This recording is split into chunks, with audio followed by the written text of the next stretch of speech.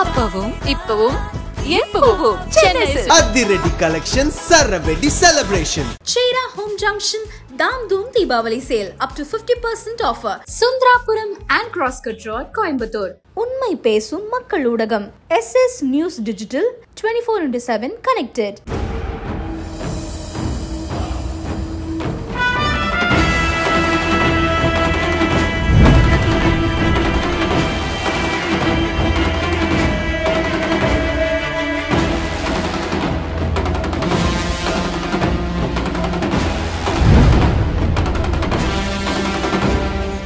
என்கிட்ட கூடிய சில நல்ல விஷயங்கள்லாம் அப்படின்னா எங்கள் அப்பாட்டேருந்து வந்தது தான். நான் அதுக்கப்புறம் பக்குவப்பட்டு படித்து இவ்வளோ சீரியஸஸாக மாறினதெல்லாம் வந்து சமூகம் சார்ந்த விஷயங்கள் எல்லாமே என்னோட ட்ராவலில். ஆனால் முழுக்க இன்றைக்கும் என்கிட்ட கூடிய சில என் பசங்களுக்கு நான் கொடுக்குறது எங்கள் அப்பாட்டேருந்து வாங்கினது தான். பட் இதெல்லாம் தாண்டி என் கதைக்குள்ளே என்னோட சினிமாக்குள்ளே தவிர்க்க முடியாத எமோஷனல் இருக்கிறதான காரணம் என் அப்பா தான். என்னோட பசங்களை பார்க்கும்போது எனக்கு என்ன தோணும் அப்படின்னா, எனக்கு வந்து என்னோட வாழ்வில் இவங்களை அடைவேன்னு நான் எதிர்பார்த்ததே கிடையாது. என்னோட வாழ்வோட ட்ராவலில் அதோட துயரத்தில் இப்படி 2 பேர் நான் சந்திப்பேன்னு, இப்படி சந்தித்து அவங்க கூட இவ்வளோ இதாக இருப்பேன்னு நான் நினச்சி பார்த்ததே கிடையாது. எந்த ஒரு இதுவுமே இல்லாமல், புரிதலுமே இல்லாமல் உயிர் உங்களை நம்புறது இருக்குல்ல. நீங்கள் நடந்து போகும்போது உங்களுக்கு பின்னாடி ஊந்து ஒன்று வருதுன்னு இருக்குல்ல, நம்ம தேடி பிடிச்சி எடுத்துட்டு வளர்க்க நாய்க்குட்டியை நம்ம பின்னாடி போகும்போது நம்ம அவ்வளோ கொஞ்சம் இல்லை, உயிர் நீங்களே உருவாக்கி அந்த உயிர் உங்கள் பின்னாடியே அலையிறது இருக்குல்ல, அந்த உயிருக்கு நீ இந்த சமூகத்தை எப்படி கொடுத்துட்டு போவீங்கன்னு இருக்குல்ல, அது முக்கியமான விஷயம். எதெல்லாம் எதிர்த்து சண்டை போட்டுட்டு இருக்கோமோ அதெல்லாம் மனிதனால் உருவாக்கப்பட்டது தான். நீ சமூகத்தின் மீது கோபம் பேசிட்டே இருந்தோம்னா அங்கே வாழ்வின் மீது ஒரு நம்பிக்கையற்று போயிடுவோம். நம்ம ரொம்ப ஆழமாக போய் அதோட வேற புரிஞ்சுக்கிட்டோம் அப்படின்னா நம்மளும் வாழணும்ல. நம்ம எப்போ எவ்வளோ நாள் தான் கோவப்பட்டே இருக்கிறது. நான் அங்கேருந்து நீங்கள் வந்து திருப்பி அன்னைக்கு யார் முகமும் எனக்கு ஞாபகத்தில் இல்லை, ஓடி வந்துட்டேன், அவமானப்பட்டு ஓடி வந்துட்டேன், அல்லது ஒளிஞ்சிக்கிட்டேன், இப்படி வாழ்ந்த வாழ்க்கையை இன்னைக்கு நான் கண்ணை திறந்து எல்லா முகத்தையும் ஞாபகப்படுத்தி அவங்களோட எல்லா மனசுக்குள்ளேயும் டிராவல் பண்ணி அதை ஒழுங்காக வடிவமைச்சு திருப்பி அதை சமூகத்துக்கு கொடுத்து அதன் மூலமா அப்படியாப்பட்ட மனிதர்களுக்குள்ள ஒரு சின்ன தாக்கத்தை ஏற்படுத்தி அது ஒரு டிஸ்கஷன் கிரியேட் பண்ண ட்ரை பண்றோம்ல, இது ஒரு பெரிய மேஜிக். இது ஒரு பெயின் இருக்க தான் செய்யும். ஆனா திருப்பி நம்ம வாழ்க்கை எப்படி தான் வாழ்றது? சினிமான்றது உங்களுக்கு வந்து ஒரு ஆறுதல் கொடுக்குற ஒரு ஸ்பேஸா இருக்கா, இல்லைன்னா ஒரு ஆயுதமா இருக்கா? கலை அப்படிங்கிறதே வந்து ஆர்ட் ஃபார்ம் அப்படிங்கிறது பயங்கரமான ஒரு பெரிய கொண்டாட்டத்தோட பரிமாற்றம் தான். கொண்டாட்டம் அப்படிங்கிறது வெறுமனே ஆடுறது பாடுறது கிடையாது. நீங்க உணர்ற உண்மையோட உச்சம் தான் கொண்டாட்டம். அதை தெரியாத இன்னொருத்தனும் அதை மூழ்குவதற்கு, அதை புரிந்து கொள்வதற்கு நாம என்ன செய்யணும் இருக்குல்ல, அது ரொம்ப முக்கியமானது ஆர்ட் ஃபார்ம்ல. எல்லா கதைகள்லயுமே ஏதோ வகையில பெண்கள் தான் வந்து சப்போர்ட்டிவா உங்களுக்கு டிராவல் இருக்கும். அதுக்கான காரணம் என்னன்னா, அவங்க இல்லைன்னா நான் இல்லை. அப்படியாப்பட்டவர்கள் வந்து அனுப்பி வைத்த ஒருத்தன், அப்படியாப்பட்டவர்கள் ஐயோ பாவம் பிரியப்பட்டு இல்ல இது பாவப்பட்டோ ஏதோ போய் தொலை போய் ஜெயிச்சிரு போய் அப்படின்னு அப்படி அனுப்பி வைக்கப்பட்ட ஒருத்தர் தான் மாரி செல்வராஜ். உங்களோட பெண் கதாபாத்திரங்களோட வேற மாதிரியான வெர்ஷன்ஸ் வர மாட்டேங்குதுன்னு கேட்பேன். எனக்கு அதை எழுதுறதுக்கே பயமா இருக்கு. அப்படியாப்பட்ட பெண் கதாபாத்திரங்களை வடிவமைக்கிறதோ எழுதுறதுக்கு எனக்கு பயமா இருக்கு. ஏன்னா என் லைஃப்ல ஒரே பாசிட்டிவ்ஸ் பெண். உலகத்துல இருக்க கடைசி நம்பிக்கை ஒரு பெண்ணு நான் நம்ப ஆள் நான். Hi sir. ஹாய், எப்படி இருக்கீங்க? நல்லா இருக்கு. ஒரு மாதிரி பரபரப்பாக வேலை ஓடிக்கிட்டே இருக்கு. பைசனோட ரிலீஸ் நெருங்கி வந்துட்டு இருக்க நேரத்தில் எனக்கு உங்களை மீட் பண்ணுறப்போ, நான் உங்களை நிறைய வாட்டி மீட் பண்ணியிருக்கேன், நம்ம நிறைய ஒர்க் பண்ணியிருக்கோம். பட் இன்றைக்கி எனக்கு வந்து ரொம்ப பதட்டமாக இருந்துச்சு. நம்ம இன்றைக்கி வந்து இந்த மாதிரி ஒரு கான்வர்சேஷன் இருக்க போது என்ன பேச போகிறோம் நம்ம சார்கிட்ட, எங்கே தொடங்குறது எங்கே முடிக்கிறதுன்னு எனக்கே நிஜமாவே தெரில. நிறைய யோசித்தேன். சரி, okay, what ever is doing in films அது வந்து அவருடைய சொந்த கதையிலேருந்து ஒரு பாகம் தான். ஆனால் சொல்ல மறந்த கதைகள்னு இருக்கும், சொல்ல வேண்டிய கதைகள்னு இருக்கும்ல, அதை தான் பேசணும் அப்படின்னு முடிவு பண்ணிட்டு இன்றைக்கி வந்திருக்கேன். அந்த மாதிரி நம்ம பேச போகிறோம். இப்போ வந்து உங்களை எங்கே நம்ம மீட் பண்ணாலும் எங்கே பார்த்தாலும் ஒரு மாதிரி ரொம்ப ஒரு ஸ்மைலிங் ஃபேஸோட ரொம்ப அன்பாக கனிவாக இருக்கிற ஒரு ஆளாக இருக்கீங்க. நிஜமா இது வந்து நான் என்னோடய பர்சனல் எக்ஸ்பீரியன்ஸில் சொல்கிறேன். ஏன்னா நான் உங்களை ஒர்க்கிங் ஸ்பாட்டில் பார்த்ததில்ல, நான் வந்து ஈவெண்ட்ஸில் இல்லை இந்த மாதிரி நிகழ்ச்சிகளில் தான் பார்த்துருக்கேன். அப்படின்னால ரொம்ப ஸ்வீட்டான ஒரு பர்சனாக இருப்பீங்க. எப்போவுமே வந்து உங்களோட ஆர்ட்டுக்கு மேலே ஒரு தனி பார்வை இருக்குது. இவர் இப்படிலாம் பண்ணுறாரா? டவுன் சவுத், என் அம்மா ஊர் திருநெல்வேலி. அப்படியா? ஆமாம். அப்போது இந்த மாதிரி ஒரு இடத்துல இருந்து வந்துட்டு அ பர்சன் இஸ் டூயிங், உலகத்தையே திரும்பி பார்க்குற அளவுக்கு ஒரு சினிமா பண்ணிகிட்டு இருக்காரு அப்படின்றப்போ வியப்பாக இருக்குது, ஆச்சரியமாக இருக்குது. இப்படிப்பட்ட ஒருத்தருடைய இப்போ உங்களை பார்க்குறப்போ ரொம்ப ஹாப்பியாக தெரியுது. நீங்கள் பாப்பா உங்கள் ஒய்ஃப் எல்லாம் இருக்கிறப்போ ரொம்ப ஹாப்பியான லைஃப் ஸ்டைல் தெரியுது. பட் உங்கள் சைல்டுஹுட் அப்படிப்பட்டதா அப்படின்னு கேட்டால் நிஜமாக அப்படிப்பட்டது கிடையாது. திரும்பி பார்க்குறப்போ அம்மா அப்பா உங்கள் லைஃப்பில் எப்படிப்பட்ட ரோல்ஸ் ப்ளே பண்ணியிருக்காங்க? Because to what ever you are today அவங்க தான் முக்கியமான காரணம் நான் நம்புகிறேன். அப்பா பற்றி எங்கேயும் பெருசாக பேசினதில்ல, அது மாதிரி எனக்கு தோணுச்சு. ஸோ இந்த conversation will start with him. உங்களுடைய அப்பா எப்படிப்பட்டவர்? எங்கிட்ட நீங்கள் சொன்னீங்கல்ல ஒன்று, இவ்வளோ சீரியஸாக நீங்கள் இருக்கீங்க, கதை படங்கள் எடுக்கிறீங்க, ஆனால் இப்போ ஜாலியான ஒரு பர்சனாக இருக்கீங்கன்னு சொன்னீங்களா, அது எங்கள் அப்பாட்டேருந்து வந்தது தான். ஓகே. அது என்னென்னா, எங்கள் அப்பாவோட வாழ்வு வந்து ரொம்ப பயங்கரமான ஒரு ரொம்பவே கஷ்டப்பட்ட ஒரு வாழ்வுன்னு வச்சுக்கோங்களேன். அவர் கிட்டத்தட்ட நான் படம் பரியேறும் பெருமாள் ரிலீஸ் ஆனதுக்கப்புறம் நான் வலுக்கட்டாயமாக தான் அவர் நான் வேலைக்கு கூலி வேலைக்கு போகக்கூடாதுன்னு சொன்னேன். அது வரைக்குமே அவர் வேலை பார்த்துருக்காரு. ஆனால் வீட்டில் அவர் எப்போவுமே எங்ககிட்ட வந்து ரொம்ப இன்னசென்ட்டாக இருப்பார். அவர் லைஃப் ஏன்னா கலைஞர் ஆடி சம்படி ஆட்டம் ஆடின ஒருத்தர். பேசிக்காகவே ஒரு கலைஞனாக இருக்கிறதுனால அவர்கிட்ட வந்து இன்னசென்ஸ் இருந்துகிட்டே இருக்கும். அவர் பேசுகிறதுல எல்லாத்துலேயுமே இன்னசென்ட் இருக்கும். நிறைய விஷயங்களை வந்து அவருக்கு தெரியாதுன்னா நாங்கள் பேச நிறைய விஷயங்கள் எனக்கு தெரியாது அவருக்கு. நாங்கள் இப்போது எங்கள் ஃபேமிலிக்குள்ளேயே சில விஷயங்கள் அப்பாவுக்கு தெரியாமலே ரொம்ப நாள் இருக்கும். ஏன்னா அதை தெரிஞ்சுக்க நேரம் அதை நம்ம சொன்னோம் அப்படின்னா அவரால் அதை காப்பாற்ற முடியுமா, அதை புரிஞ்சுக்க முடியுமான்னு நினச்சி சொல்லாமலாம் விட்டுருவோம். ஓகேங்களா? என்றைக்காவது ஒரு நாள் தெரியும் போது அவர் ஈஸியாக கடந்து போவார். அதை இந்த மாதிரி நிறைய இன்னசென்ஸ் விஷயங்கள் வந்து எங்கள் அப்பாட்ட வந்து எங்கிட்ட கூடிய சில நல்ல விஷயங்கள்லாம் அப்படின்னா எங்கள் அப்பாட்டேருந்து வந்தது தான். நான் அதுக்கப்புறம் பக்குவப்பட்டு படித்து இவ்வளோ சீரியஸாக மாறினதெல்லாம் வந்து சமூகம் சார்ந்த விஷயங்கள் எல்லாமே என்னோடய ட்ராவலில். ஆனால் முழுக்க இன்றைக்கும் என்கிட்ட கூடிய சில என் பசங்களுக்கு நான் கொடுக்குறது எங்கள் அப்பாட்டேருந்து வாங்கினது தான். என் பசங்கள்கிட்ட விளையாடும் போதெல்லாம் அது எங்கள் அப்பா எங்கிட்ட எப்படி ஹேண்டில் பண்ணார் அப்படிங்கிற பொறுத்து தான். பட் இதெல்லாம் தாண்டி என் கதைக்குள்ளே என்னோடய சினிமாக்குள்ளே ஒரு தவிர்க்க முடியாத எமோஷ்னல் இருக்கிறதான காரணம் என் அப்பா தான். நீங்கள் பார்த்தீங்கன்னா பரியேறும் பெருமாளில் ஒரு அப்பா இருப்பார், கர்ணனில் ஒரு அப்பா இருப்பார், மாமன்னனில் ஒரு அப்பா இருப்பார், வாழையில் மட்டும்தான் அப்பா இருக்க மாட்டாங்க, அம்மா இருப்பாங்க. பைசனில் ஒரு முக்கியமான அப்பா இருக்கார். அப்பாக்களை பற்றி என்னோடய லைஃப்பில் வந்து என்னோடய அப்பாவுக்கும் எனக்குமான வாழ்க்கை வந்து ஒரு பயங்கரமான வாழ்க்கை. என்னோட என்கிட்ட இருக்க ஆர்ட் ஃபார்ம் வந்து நான் முழுசாக நம்புகிறேன் இது எங்கள் அப்பாட்டேருந்து வந்ததுதான்னு சொல்லி. நான் அதை வேற ஒரு தளத்துக்கு மாற்றிக்கிட்டேன். அதை மாற்றினது எங்கள் அப்பா தான் மெயின் காரணம். என்னையை எழுத படிக்கவே தெரியாத எங்கள் அப்பா என்னை இவ்வளோ படிக்க வச்சதும் என்னையை சுதந்திரமாக விட்டதுமே அவர் எனக்கு பண்ண பெரிய விஷயம். என்னோடய சுதந்திரத்தை வந்து பறிக்காமல் என்னை தடை போடாமல் நிப்பாட்டாமல் என்னையை போக விட்டது இருக்குல்ல, என்னை நம்பினது இருக்குல்ல. இப்போ சென்னைக்கு நான் ஓடினதுக்கப்புறம் படிப்பை விட்டுட்டு ஓடினதுக்கப்புறம் என்னை நம்பினது இருக்குல்ல, இது எல்லாமே அவருக்கே தெரியாமல் நிறைய மேஜிக் பண்ணியிருக்காரு. அது இப்போ நான் சொல்லும் போது அவருக்கே தெரியும். நான் இப்போ தான் பேசும்போது இன்டர்வியூவில் பேசும்போது படங்களில் சினிமாக்களில் காட்டும்போது தான் அவரை நான் படம் பிடிச்சி காட்டும்போது தான் அவருக்கு இப்போ நிறைய என்னோடய படங்களில் வந்து பரியேறும் பெருமாளில் கர்ணனில் அவரோட தாக்கம் அதிகமாக இருக்கும். அது அவருக்கு இப்போ தான் வந்து இப்படி நம்ம பையன் நம்மளை பார்த்துருக்கான் அப்படிங்கிறதே வந்து எங்கள் அப்பாவுக்கு அது பெரிய அதிசயமாகவும் ஆச்சரியமாகவும் இருக்குது. அதனால் என்றைக்குமே எங்கிட்ட ஒரு விஷயம் மாறாமல் இருக்குது அப்படின்னு யாராவது சொன்னாங்கன்னா அது எங்கள் அப்பாட்டேருந்து அந்த விஷயமாக தான் இருக்கும். ஏன்னா அது மட்டும் தான் என்கிட்ட மாறவே மாறாது. ஓகே, அப்பான்றது ஒரு பியூட்டிஃபுல்லான எமோஷன். பட் உங்கள் லைஃப்பில் அது இன்னும் ஸ்பெஷல் இல்லையா? எல்லா கதைகள்லையும் நீங்கள் கொடுக்குற அப்பா கதாபாத்திரம் உங்களோட அப்பாவோடைய ஒரு part of your dad is inside அப்படின்ற. அதே கட் பண்ணால் நீங்கள் ஒரு அப்பாவை உங்களை பார்க்குறப்போ அது அவ்வளோ அழகாக இருக்குது. நீங்கள் வந்து யுவன் கிட்ட பேசுறதா இருக்கட்டும், இல்லை நிவி கிட்ட வந்து அவங்கக்கிட்ட அப்பா நாங்கள் வந்து உங்கள் படத்தை பார்த்தா என்னால் சிரிக்கவே முடியலப்பா, நீங்கள் சிரிக்கிற மாதிரி ஒரு படம் பண்ணுங்கன்னு சொல்கிறதா இருக்கட்டும். The bond that you share with your kids அதை பார்க்குறதுக்கும் வந்து அவ்வளோ அழகாக இருக்குது. எவ்வளோ பிஸி டைமாக இருந்தாலும் எப்படி கொஞ்சம் நேரம் நமக்கு ஸ்பெண்ட் பண்ண முடியும் ஃபேமிலி கூட அப்படின்ற ஒரு பேலன்ஸ் ஒன்று பண்ணிகிட்ருக்கீங்க. நீங்கள் ஒரு அப்பாவாக இருக்கிறப்போ அந்த அப்பான்ற உணர்வு உங்களுக்கு எப்படி ஃபீல் ஆகுது? நிஜமாகவே நம்ம லைஃப்பில் நாம் நிறைய மேஜிக் நம்ம உணர்வோம். அது நம்ம வாழ்க்கையின் ஊடாக, நண்பர்கள் வழியாக, காதல் வழியாக நம்மளாவே ஒரு விஷயம் நாமளாவே கிரியேட் பண்ணி நாமளாவே கண்டுபிடிச்சி நமக்கான விஷயங்களை தேடி அதில் ஒரு சந்தோஷத்தை அடைஞ்சி அதில் பயங்கரமாக நம்ம வந்து ஃபீல் பண்ணுவோம்ல. இந்த அப்பாங்க உணர்வு மட்டும் வந்து நமக்கு வந்து அது நம்ம நம்பவே முடியாது கடைசி வரைக்கும். நம்மளை மாதிரியே ஒருத்தன் நம்மளை மாதிரி, அதாவது அது இப்போ வரைக்கும் அது பெரிய மேஜிக். என்ன அப்படின்னா இப்போ என்னோடய பசங்களை பார்க்கும்போது எனக்கு என்ன தோணும் அப்படின்னா, எனக்கு வந்து என்னோடய வாழ்வில் இவங்களை அடைவேன்னு நான் எதிர்பார்த்ததே கிடையாது. என்னோடய வாழ்வோட ட்ராவலில் அதோட துயரத்தில் இப்படி 2 பேர் நான் சந்திப்பேன்னு, இப்படி சந்தித்து அவங்க கூட இவ்வளோ இதாக இருப்பேன்னு நான் நினச்சி பார்த்ததே கிடையாது. என்னையால் 2 பேர் வருவாங்க, என்னையால் 2 உயிர் வரும். முழுக்க அந்த உயிர் என்னையவே நம்பும். முழுக்க அவங்க என்னையவே இம்ப்ரெஸ் பண்ண ட்ரை பண்ணுவாங்க, நான் அவங்கள இம்ப்ரெஸ் பண்ண ட்ரை பண்ணுவேன். இப்படி ஒரு ட்ராவல் இருக்குல்ல, லைஃபோட உச்சமாக சந்தோஷமாக நம்ம நினைக்கிறது.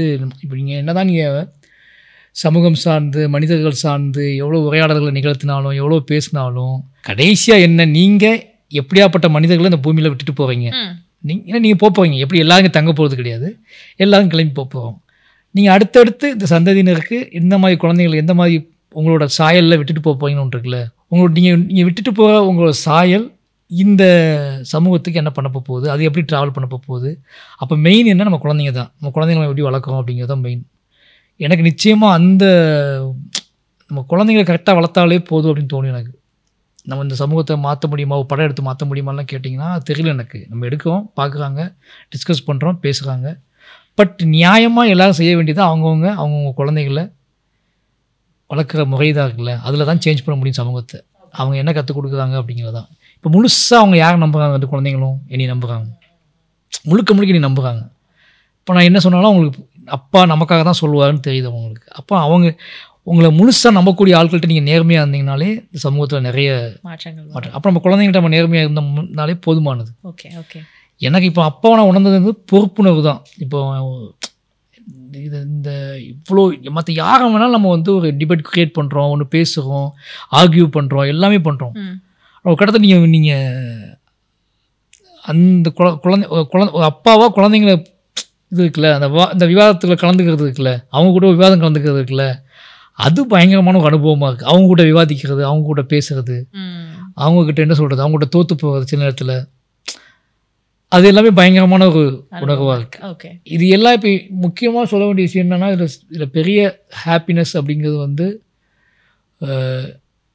அடுத்து இவன் என்ன செய்வான் அப்படிங்கிறத நம்ம லைஃப் ஒரு உயிர் அடுத்து எப்படி அது கொஞ்சம் கொஞ்சமாக கற்றுக்கிட்டு வருது அப்படிங்கிற நம்ம லைவாக பார்த்துக்கிட்டு இருக்கோம்ல.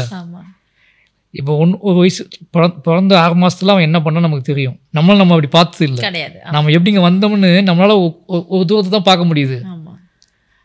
அது நம்ம கண் கூட பார்த்துட்டு இருக்கும்போது அது பயங்கரமான ஃபீலாக இருக்குது.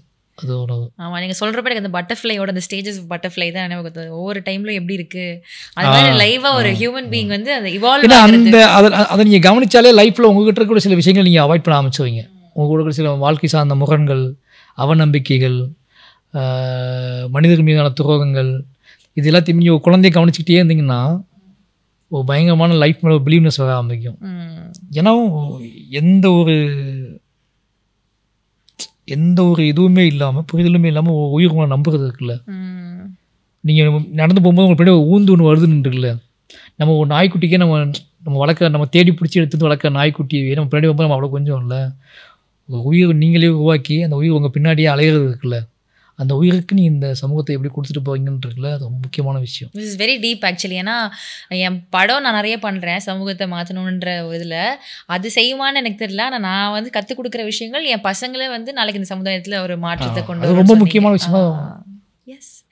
இப்போது அப்பா ஒன்று கற்றுக் கொடுத்தாங்க, நீங்கள் அதை நீங்களா விஷயங்கள் வச்சுருக்கீங்க, உங்கள் பசங்களுக்கு அதை கடத்தணும்னு நினைக்கிறீங்க. It's one thing that you like to pass it on to the generations. இப்படிப்பட்ட மாதிரி வந்து நிறைய பேர் சொல்லுவாங்க இந்த ஷூட்டிங் ஸ்பாட்டெல்லாம் கோவப்படுவார் அப்படி இப்படின்ட்டு. பட் ரொம்ப actually speaking very nice human being you are. ரொம்ப கைண்ட் அண்ட் ஜென்டலாக தான் எனக்கு தோணுது நம்ம பேசின வரைக்கும். இந்த கைண்ட் அண்ட் ஜென்டலான மாறியவர்களுக்கு சமூகத்துக்கு மேலே நிறைய கோவங்கள் இருக்குது. அந்த கோவம் சமூகத்து மேலாம் கோவம் கிடையாது. சமூகத்து மேலே கோவப்பட்டால் நீங்கள் இவ்வளோ ட்ராவல்லாம் பண்ண முடியாது. கிடையாதா? அதாவது நீ நம்ம என்ன சொல்கிறோம்னா சமூகம் வந்து இதே நிகழ்த்தாது, சமூகம் உங்களை தண்டிக்காது, ஒன்றும் செய்யாது. நம்ம என்ன பண்ணிட்டோம், ஈஸியாக வந்து சமூகத்தின் மீது கோபம் இருக்குது அப்படி சொல்லி அந்த சமூகத்தில் நானும் அங்கம் தானே. அதை எப்படி டேர்ம் பண்ணுறதுன்னா, இங்கே வந்து ஒவ்வொரு வரையறைகள் இருக்குல்ல, நீங்கள் அதை தாண்டினவங்களும் இருக்காங்க, அது இல்லாதவங்களும் இருக்காங்க, உங்களை புரிஞ்சுக்கிட்டவங்களும் இருக்காங்க, உங்களை புரிஞ்சுக்கிட்டாதவங்க இருக்காங்க. டோட்டலி சமூகம் இங்கே வரையறை அதுக்கு போதுமானதாக இருக்காது. அதுக்குள்ளே தான் எங்கள் அம்மா அப்பா இருக்காங்க, அதுக்குள்ளே தான் என் காதல் இருக்குது, அதுக்குள்ளே தான் என் நண்பர்கள் இருக்காங்க, அதுக்குள்ளே தான் என்னோடய ஆசிரியர்கள் இருக்காங்க, இவங்க எல்லாருமே அதுக்குள்ளே தான் இருக்காங்க. டோட்டலி சமூகத்தின் மீது ஒருத்தன் கோவம் இருக்குன்னு சொல்லிட முடியாது. சமுதாயத்தில் இருக்கிற சில கோட்பாடுகள் மேலே ஒரு கோவம். நீங்கள் எல்லாமே உருவாக்கப்பட்டது தானே. ஓகே. எல்லாம் பார்த்தீங்கன்னா எவ்ரி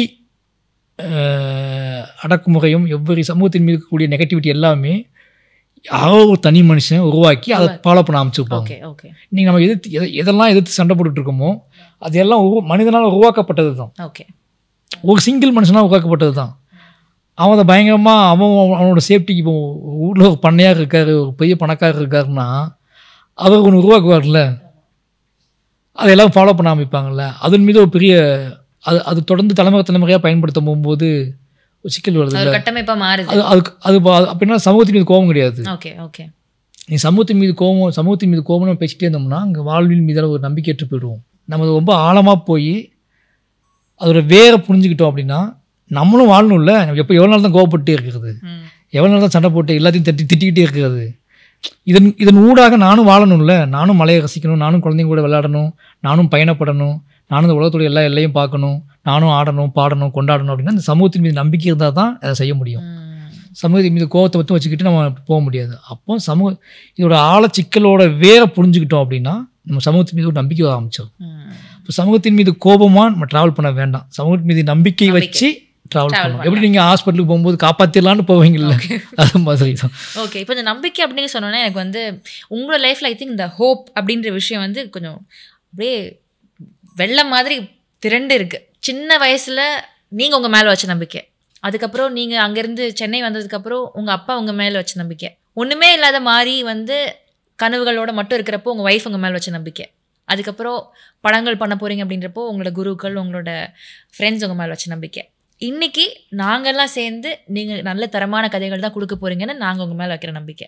ஸோ நம்பிக்கை, அந்த ஹோப் அப்படின்ற விஷயம் வந்து I think you are like அதை ஓன் பண்ணுற ஒரு பர்சனாலிட்டியை நான் பார்க்குறேன். உங்கள் லைஃப்பில் எவ்வளோ நம்பி இருக்கிறீங்க, உங்கள் மேலே எவ்வளோ பர்சனலாக நம்பி ஒவ்வொரு விஷயங்களையும் பண்ணியிருக்கீங்க. How much hope to have in life? இப்போ நீங்கள் கேட்டிங்கல்ல, ஒவ்வொரு கதையை சூஸ் பண்ணும்போது இந்த படங்கள் இருக்கும்போது அந்த கதையை நான் முடிவு பண்ணுவோம்ல, அப்போ என்ன நம்புவேன். இதை வந்து படமாக்க முடியுமா, இது மக்கள் ஏற்றுக்குவாங்களா அப்படின்னு கதையை யோசிக்கும் போது நமக்கு தோணும்ல. அப்போ நம்ம யார்ட்டையும் டிஸ்கஸ் பண்ண மாட்டோம். பட் முழுமையாக என்னை நம்பி தான் அந்த வேலை செய்ய அமைப்பேன். ஒரு திரைக்கதை எழுதும்போது நான் டிஸ்கஷன் பண்ணுறது கிடையாது யார்ட்டையுமே, நானாக தான் ஃபுல்லாக எழுதி முடிப்பேன். ஏன்னா அது பெரிய ப்ராசஸ். ஆமாம். அதுக்குள்ளே நான் போயிட்டு அந்த பழைய லைஃபுக்குள்ளே போயிட்டு திரும்பி வர்றது இருக்குல்ல, அது பெரிய ப்ராசஸ். அந்த ப்ராசஸ்க்கு நான் என்ன பண்ணுவேன் அப்படின்னா முழுசாக என்னை நம்ப அமைப்பேன். நான் போகிற பாதை, நான் யோசிக்கிற விஷயம் இது நல்ல விஷயந்தான், இதுக்குள்ளே நம்ம எவ்வளோ ஆழம் போக முடியுமோ போவோம், அது என்ன நிகழ்த்துதுன்னு பார்ப்போம், அதுக்கப்புறம் அதை நோக்கி ட்ராவல் பண்ணணும்னு முடிவு பண்ணுவேன். அப்படி நான் நம்பி போன எல்லா 4 கதைகளுமே எனக்கு ஒரு பெரிய வெற்றியை கொடுத்துருக்கு. இப்போ இந்த 5ஆவதாக பைசனும் என்னை நம்பி போனது தான். அந்த அப்போ என்னோடய எழுத்தின் மீது, என்னோடய புரிதலின் மீது, என்னோடய அனுபவம், முதல்ல என் வாழ்வு எனக்கு அனுபவம், என்னோடய அனுபவம் இருக்குல்ல, எனக்கு அனுபவம் ஒரு புரிதல் கொடுத்துருக்கு. நான் அதை வச்சு அதை வச்சு தான் ஒவ்வொரு விஷயத்தையும் நான் எனக்கு நம்புவேன். இப்போ ஒன்று என்னென்னா ப்ராக்டிக்கலாக நிறைய ஆன்சர்ஸ் இருக்கும். ஆமாம். ஓகேங்களா? இப்போ நீங்கள் உங்களை பற்றி ஒரு அபிப்பிராயம் இருக்கும், நீங்கள் நிகழ்த்துற விஷயத்து மேலே. ஆனால் நான் என்ன பண்ணுவேன்னா முதல்ல என்னோடய லைஃபோட அனுபவத்தில் நான் இதை செஞ்சுருந்தா என்ன ரியாக்ட் பண்ணியிருப்பேன், இது நான் என்ன பண்ணியிருப்பேன் முதல்ல யோசித்து பார்த்துக்குவேன். ஏன்னா அந்த குற்றம் நிகழ்த்தினவர் மேலே மட்டுமே நம்ம இப்போ குற்றம் நிகழ்ந்திருக்கு அப்படின்னா அந்த குற்றத்தை மட்டுமே அவங்க தனியாக வச்சு நான் பார்த்து பழகிட்டேன் அப்படின்னா எனக்கு வந்து இந்த உலகம் எல்லாமே கொஞ்சம் கொஞ்சமாக எல்லாருமே தப்பானவங்க மாதிரி தெரிய ஆரம்பிச்சிடும். எல்லா தப்புலுமே இப்போ நம்ம ஒரு பேப்பர் நியூஸ் பார்க்கணும்னா இதை நாம் செய்கிறதுக்கு வாய்ப்பு இருக்கா, நாம் இதை என்னைக்காவது செஞ்சுருக்கோமா, இல்லை என்னைக்காவது பின்னாடி செய்வோமா. ஓகே. இப்போ எனக்கு கடவுள் நம்பிக்கை கிடையாது. கடவுள் நம்பிக்கை அற்ற ஒருத்தர், நமக்கு தெரிஞ்ச ஒருத்தர் 50 வயசில் கடவுள் நம்பிக்கைக்கு போயிருப்பார். அப்போ நமக்கு தோணும்ல, நானும் ஒரு வேளை 50 வயசுல நம்ம கடவுள் நம்பிக்கை வருமா அப்படின்னு யோசிக்க ஆரம்பிப்பேன்ல. ஓகே. அதே மாதிரி நிறைய விஷயங்கள். இப்போ என் நண்பர் ஒருத்தர் இருப்பான், ரொம்ப க்ளோஸாக பழகிருப்பான், சூசைட் பண்ணிட்டான்னு வச்சுக்கோங்களேன். இவன் எப்படி சூசைட் பண்ணிட்டான், நமக்கு இப்படி தோணுமா, இப்படி தோணும்னு நினைப்போம்ல. இந்த ப்ராசஸ்லாம் நான் வந்து என்னை எல்லா விஷயங்களுமே வச்சு பார்ப்பேன். நான் எதெல்லாம் எதிர்கொள்கிறனோ, எதெல்லாம் கடந்து போக முடியாமல் இருக்கணும், அதுக்குள்ளே என்னை வச்சு ப்ராசஸ் பண்ணி பார்ப்பேன். அந்த ப்ராசஸில் எனக்கு வந்து என்னை பற்றியான புரிதல் வந்து எனக்கு ரொம்ப ஸ்ட்ராங் ஆகிக்கிட்டே வரும். அது என்னன்னா நமக்கு பதட்டம், நம்ம திடீர்னு ஒன்று அணுகும்போது பதட்டம் வருது இல்லை. நம்ம லைஃப்பில் திடீர்னு ஒரு சம்பவம் நடந்தால் நம்ம பதட்டம் ஆகிடுறோம். நான் முன்னாடியே பழக்கப்படுத்திக்கிட்டே வருவேன். ஓகே. முன்னாடியே இப்போது ஒரு சம்பவம் நடக்கும், இப்போ நம்ம ஒரு விபத்து பார்க்குறோம் அப்படின்னா அந்த விபத்து நமக்கு பதட்டத்தை கொடுக்குறதில்ல. கொஞ்சம் நேரத்தை வரைக்கும் அந்த ட்ராவலில் அந்த விபத்தில் நான் சிக்கிட்ட மாதிரி எனக்கு மைண்டு ஓடிட்டே இருக்கும். அந்த விபத்தில் நான் பண்ணேன், நம்ம மாட்டிருந்தோம்னா என்ன நடந்திருக்கும் மீன்ஸ் வீட்டுக்கு யாரெல்லாம் வந்திருப்பா, யாரெல்லாம் போயிருப்பா, யாருக்கெல்லாம் தகவல் போயிருக்கும், இதுக்கு இப்போ என்ன நடக்கும், இப்படியே யோசிச்சுட்டே போவேன். அதுக்கு காரணம் என்ன அப்படின்னா அதை பற்றி நம்ம என்ன யோசிக்க முடியும்? அவன் தப்பு பண்ணிட்டான்னு மட்டுமே யோசிக்க முடியாதுல்ல. ஒரு சார் நீங்க ஆனா நிறைய ரொம்ப யோசிக்கிறீங்க சார். ஓவர் திங்க் பத்தியே ஓவர் திங்க் பண்ற ஒரு ஆள். இல்ல அது நீங்க என்னன்னா நம்ம வந்து எல்லா நாளும் யோசிக்கிறது கிடையாது. புரியுது. சில விஷயங்கள் நம்ம அப்படி யோசிச்சிட்டோம் அப்படின்னா, அவன் தண்ணி அடிச்சுட்டு வண்டியை விட்டான், இல்லை அவன் தப்பா வண்டியை விட்டான், இது மட்டுமே ஒரு இதெல்லாம் இன்ஃபர்மேஷன். இந்த இன்ஃபர்மேஷன் மட்டுமே நமக்கு நம்ம லைஃப் அடுத்த கட்டத்துக்கு நகரத்துக்கு போதுமானதான் எனக்கு தெரியல. கொஞ்சம் நம்மளை பற்றியான தன்னிலை உணர்தலில் நம்ம இப்படி ட்ராவல் பண்ணி பார்த்தோம் அப்படின்னா நமக்கு சில விஷயங்கள் நம்மளை பற்றியான ஒரு அப்பட்டமான நம்மளோட பலவீனங்கள், நம்மளோட இயலாமைகள், நம்மளோட ஏக்கங்கள், கவலைகள்லாம் கொஞ்சம் கொஞ்சம் தெரிய ஆரம்பிக்கும். அதை நீங்கள் சரி பண்ணிக்கலாம். அதை நீங்கள் கடத்துக்கு அங்கே தான் கூட்டிகிட்டு போவோம். நான் யோசிக்கிறது தப்பாக இருக்கலாம், நான் பேசுகிறது தப்பாக இருக்கலாம், இப்படிலாம் ஒரு யோசிச்சு எப்படா வாழ முடியும் அப்படின்னு கூட தோணலாம். ஆனால் என்னென்னா வருதுங்கிறத நான் சொல்கிறேன், இப்படி வந்துச்சு அப்படிங்கிறத நான் சொல்கிறேன். இதை வந்துக்கிட்டு இருக்க நான் ஒழிச்சு வைக்க முடியாது. இப்படி வந்துக்கிட்டு இருக்கு, அது கட்டத்துக்கு மேலே நான் என்ன பண்ணுவேன்னா அதை ஒரு அனலைஸ் பண்ணி அதுக்கு ஒரு ஸ்ட்ரக்சர் கிரியேட் பண்ணி அதன் மூலமாக என்னையை கண்டுபிடிச்சி என்னையை நான் அனலைஸ் பண்ணிக்கிட்டே வந்துட்டு இருப்பேன். அது ஒரு ப்ராசஸ் மாதிரி நடந்துட்டு இருக்கு. ஓகே, இது உங்களோட ப்ராசஸ். இப்போ வந்து நீங்கள் சொல்கிறப்போ ஒன்று மென்ஷன் பண்ணியிருந்தீங்க, அதாவது நீங்கள் எடுக்கிற உங்ககிட்ட சொல்கிறதுக்கு நிறைய கதைகள் இருக்குது. ஏன்னா வாழ்க்கையில் அவ்வளோ வலிகளையும் அவ்வளோ உணர்வுகளையும் வாழ்ந்த ஒரு பர்சன் நீங்கள். அப்படி இருக்கிறப்போ வேற யாருக்கோ நடந்த கதையை எழுதுகிறப்போவே ரொம்ப இது நிஜமான கதை. இப்போ பாலாஜி சக்திவேல் சார்கிட்ட பேசுகிறப்போ அவர் வந்து நிஜமாக நடந்த விஷயங்களை வச்சு கதை எழுதுறாரு அப்படின்றப்போ அது ஒரு மாதிரி இது யாருக்கோ நடந்தது அப்படின்றது உறுத்திக்கிட்டே இருக்கும் அப்படின்னு சொல்லியிருந்தாரு. இது வந்து இங்கே யாருக்கோ இல்லை, இது எனக்கு நடந்த கதை அப்படின்றப்போ அது எழுதுகிறப்போ அந்த வலி வந்து to relive the moments. How heart is it? நம்ம ஒன்று தப்பு நடந்துச்சு அப்படின்னா இதப்பறம் நம்ம வாழ்க்கையில் நடக்கவே கூடாது, அதை பற்றி யோசிச்சிடவே கூடாதுப்பா அப்படின்னு நம்ம யோசிப்போம். ஆனால் அதையே திருப்பி எழுதி அதை இன்னும் நுணுக்கமாக அதில் இருக்கிற சின்ன சின்ன விஷயங்களையும் போய் ஆராய்ஞ்சு பார்த்து அதை கதையாக எடுக்கணுன்றப்போ அது எவ்வளோ பெயின்ஃபுல்லாக இருக்குது. பெயின்ஃபுல் தான், ஆனால் அதில் ஒரு பயங்கரமான ஒரு ஃபீல் இருக்குது. என்ன அப்படின்னா, நான் அந்த மனுஷனோட உரையாடுறேன். என்னை டிஸ்டர்ப் பண்ண அன்றைக்கி நான் சின்ன பையனாக இருந்துப்பேன்.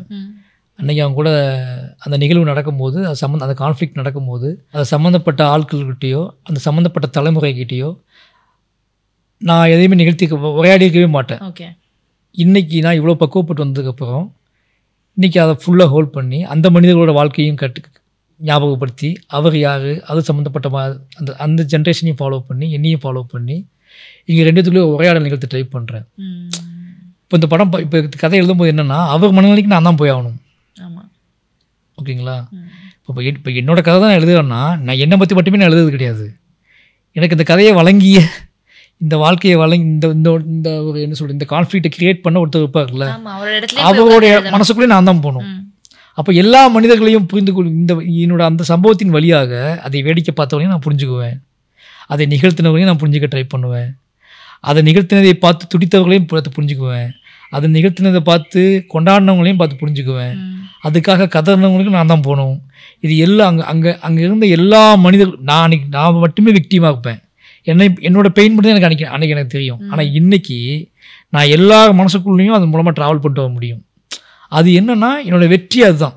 நான் அங்கேருந்து இன்றைக்கி வந்து திருப்பி அன்னைக்கு யார் முகமும் எனக்கு ஞாபகத்தில் இல்லை, ஓடி வந்துட்டேன், அவமானப்பட்டு ஓடி வந்துட்டேன், அல்லது ஒளிஞ்சிக்கிட்டேன், இல்லை வந்து என்ன சொல்கிறது கண்ணை மூடிக்கிட்டேன். இப்படி வாழ்ந்த வாழ்க்கையை இன்றைக்கி நான் கண்ணை திறந்து எல்லா முகத்தையும் ஞாபகப்படுத்தி அவங்களுடைய எல்லா மனசுக்குள்ளேயும் ட்ராவல் பண்ணி அதை ஒழுங்காக வடிவமைச்சு திருப்பி அதை சமூகத்துக்கு கொடுத்து அதன் மூலமாக அப்படியாப்பட்ட மனிதர்களுக்குள்ளே சின்ன தாக்கத்தை ஏற்படுத்தி அது ஒரு டிஸ்கஷன் கிரியேட் பண்ண ட்ரை பண்ணுறோம்ல, இது ஒரு பெரிய மேஜிக். இதுக்கு ஒரு பெயின் இருக்க தான் செய்யும். ஆனால் திருப்பி நம்ம வாழ்க்கையை எப்படி தான் வாழ்கிறது, வாழ்க்கைங்கிறது அப்படியே விட்டுட்டு அப்படியே போயிட்டே இருக்குது கிடையாதுல்ல. எல்லாத்தையும் நின்று நிழலாடி ஒரு விஷயத்தை நின்று சரி பண்ணிட்டு போடுறது இருக்குல்ல, அதை சரி பண்ணிட்டு அதை கடந்து அதை பக்குவப்படுத்தி அதை திருப்பி ஒரு நல்ல விஷயமா தோல்ல போட்டுட்டு ட்ராவல் பண்ணுறது இருக்குல்ல, அது இன்னும் அது பயங்கர பியூட்டி தான் அது அதிகமாக இருக்குது. நீங்கள் யோசிச்சு பார்த்தீங்கன்னா. ஓகே, நீங்கள் இந்த பக்குவம்னு சொல்கிற வார்த்தைக்கு வந்து அர்த்தமே நீங்கள் சொல்கிற பதில் தான். ஏன்னா இதை இவ்வளோ அழகாக ஹேண்டில் பண்ணுறது வந்து it comes with the experience. ஆமாம், இதை வேறு ஏன்னா வெளிலேருந்து ஒரு ஆடியன்ஸை பார்க்குறப்போ ஒவ்வொரு கதையும் எங்களுக்கு ரொம்ப பெயின்ஃபுல்லாக இருக்குது டு டேக் இட். ஒரு ஆடியன்ஸாக எடுத்துக்கிறதுக்கே ரொம்ப கஷ்டமாக இருக்குது. ஐ ரிமெம்பர் அதான் அன்னைக்கு அதை பார்த்தவங்களுக்கு கஷ்டமாக இருந்துச்சான்னு நமக்கு தெரியாதுல்ல. தெரியாது. ஓகே, நீ ஸ்க்ரீனில் பார்க்கும்போது கஷ்டப்படுறாங்கல்ல, அன்னைக்கு இதே மாதிரி மனுஷங்க பார்த்துருப்பாங்க. அன்னைக்கு ஏன் தடுத்துக்க மாட்டாங்க, கஷ்டப்படும் தடுத்துக்குவான்ல.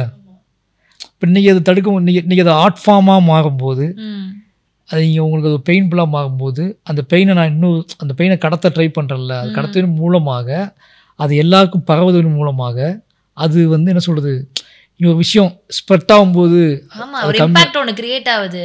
நம்ம வந்து செய்ய முடியாத ஒரு விஷயம், எப்படி எல்லாமோ செய்ய முடியாத ஒரு விஷயத்த ஒரு ஆர்ட் ஃபார்ம் மூலமாக செய்கிறோன்ற ஒரு திருப்தியும் நமக்கு கிடைக்கும். கண்டிப்பாக ஒரு நொவேலான விஷயம் இது. ஆக்சுவலி இதை பார்க்குறப்போ சினிமான்றது உங்களுக்கு வந்து ஒரு ஆறுதல் கொடுக்குற ஒரு ஸ்பேஸாக இருக்கா, இல்லைன்னா ஒரு ஆயுதமாக இருக்கா? ரெண்டில் நீங்கள் எதை பார்க்குறீங்க?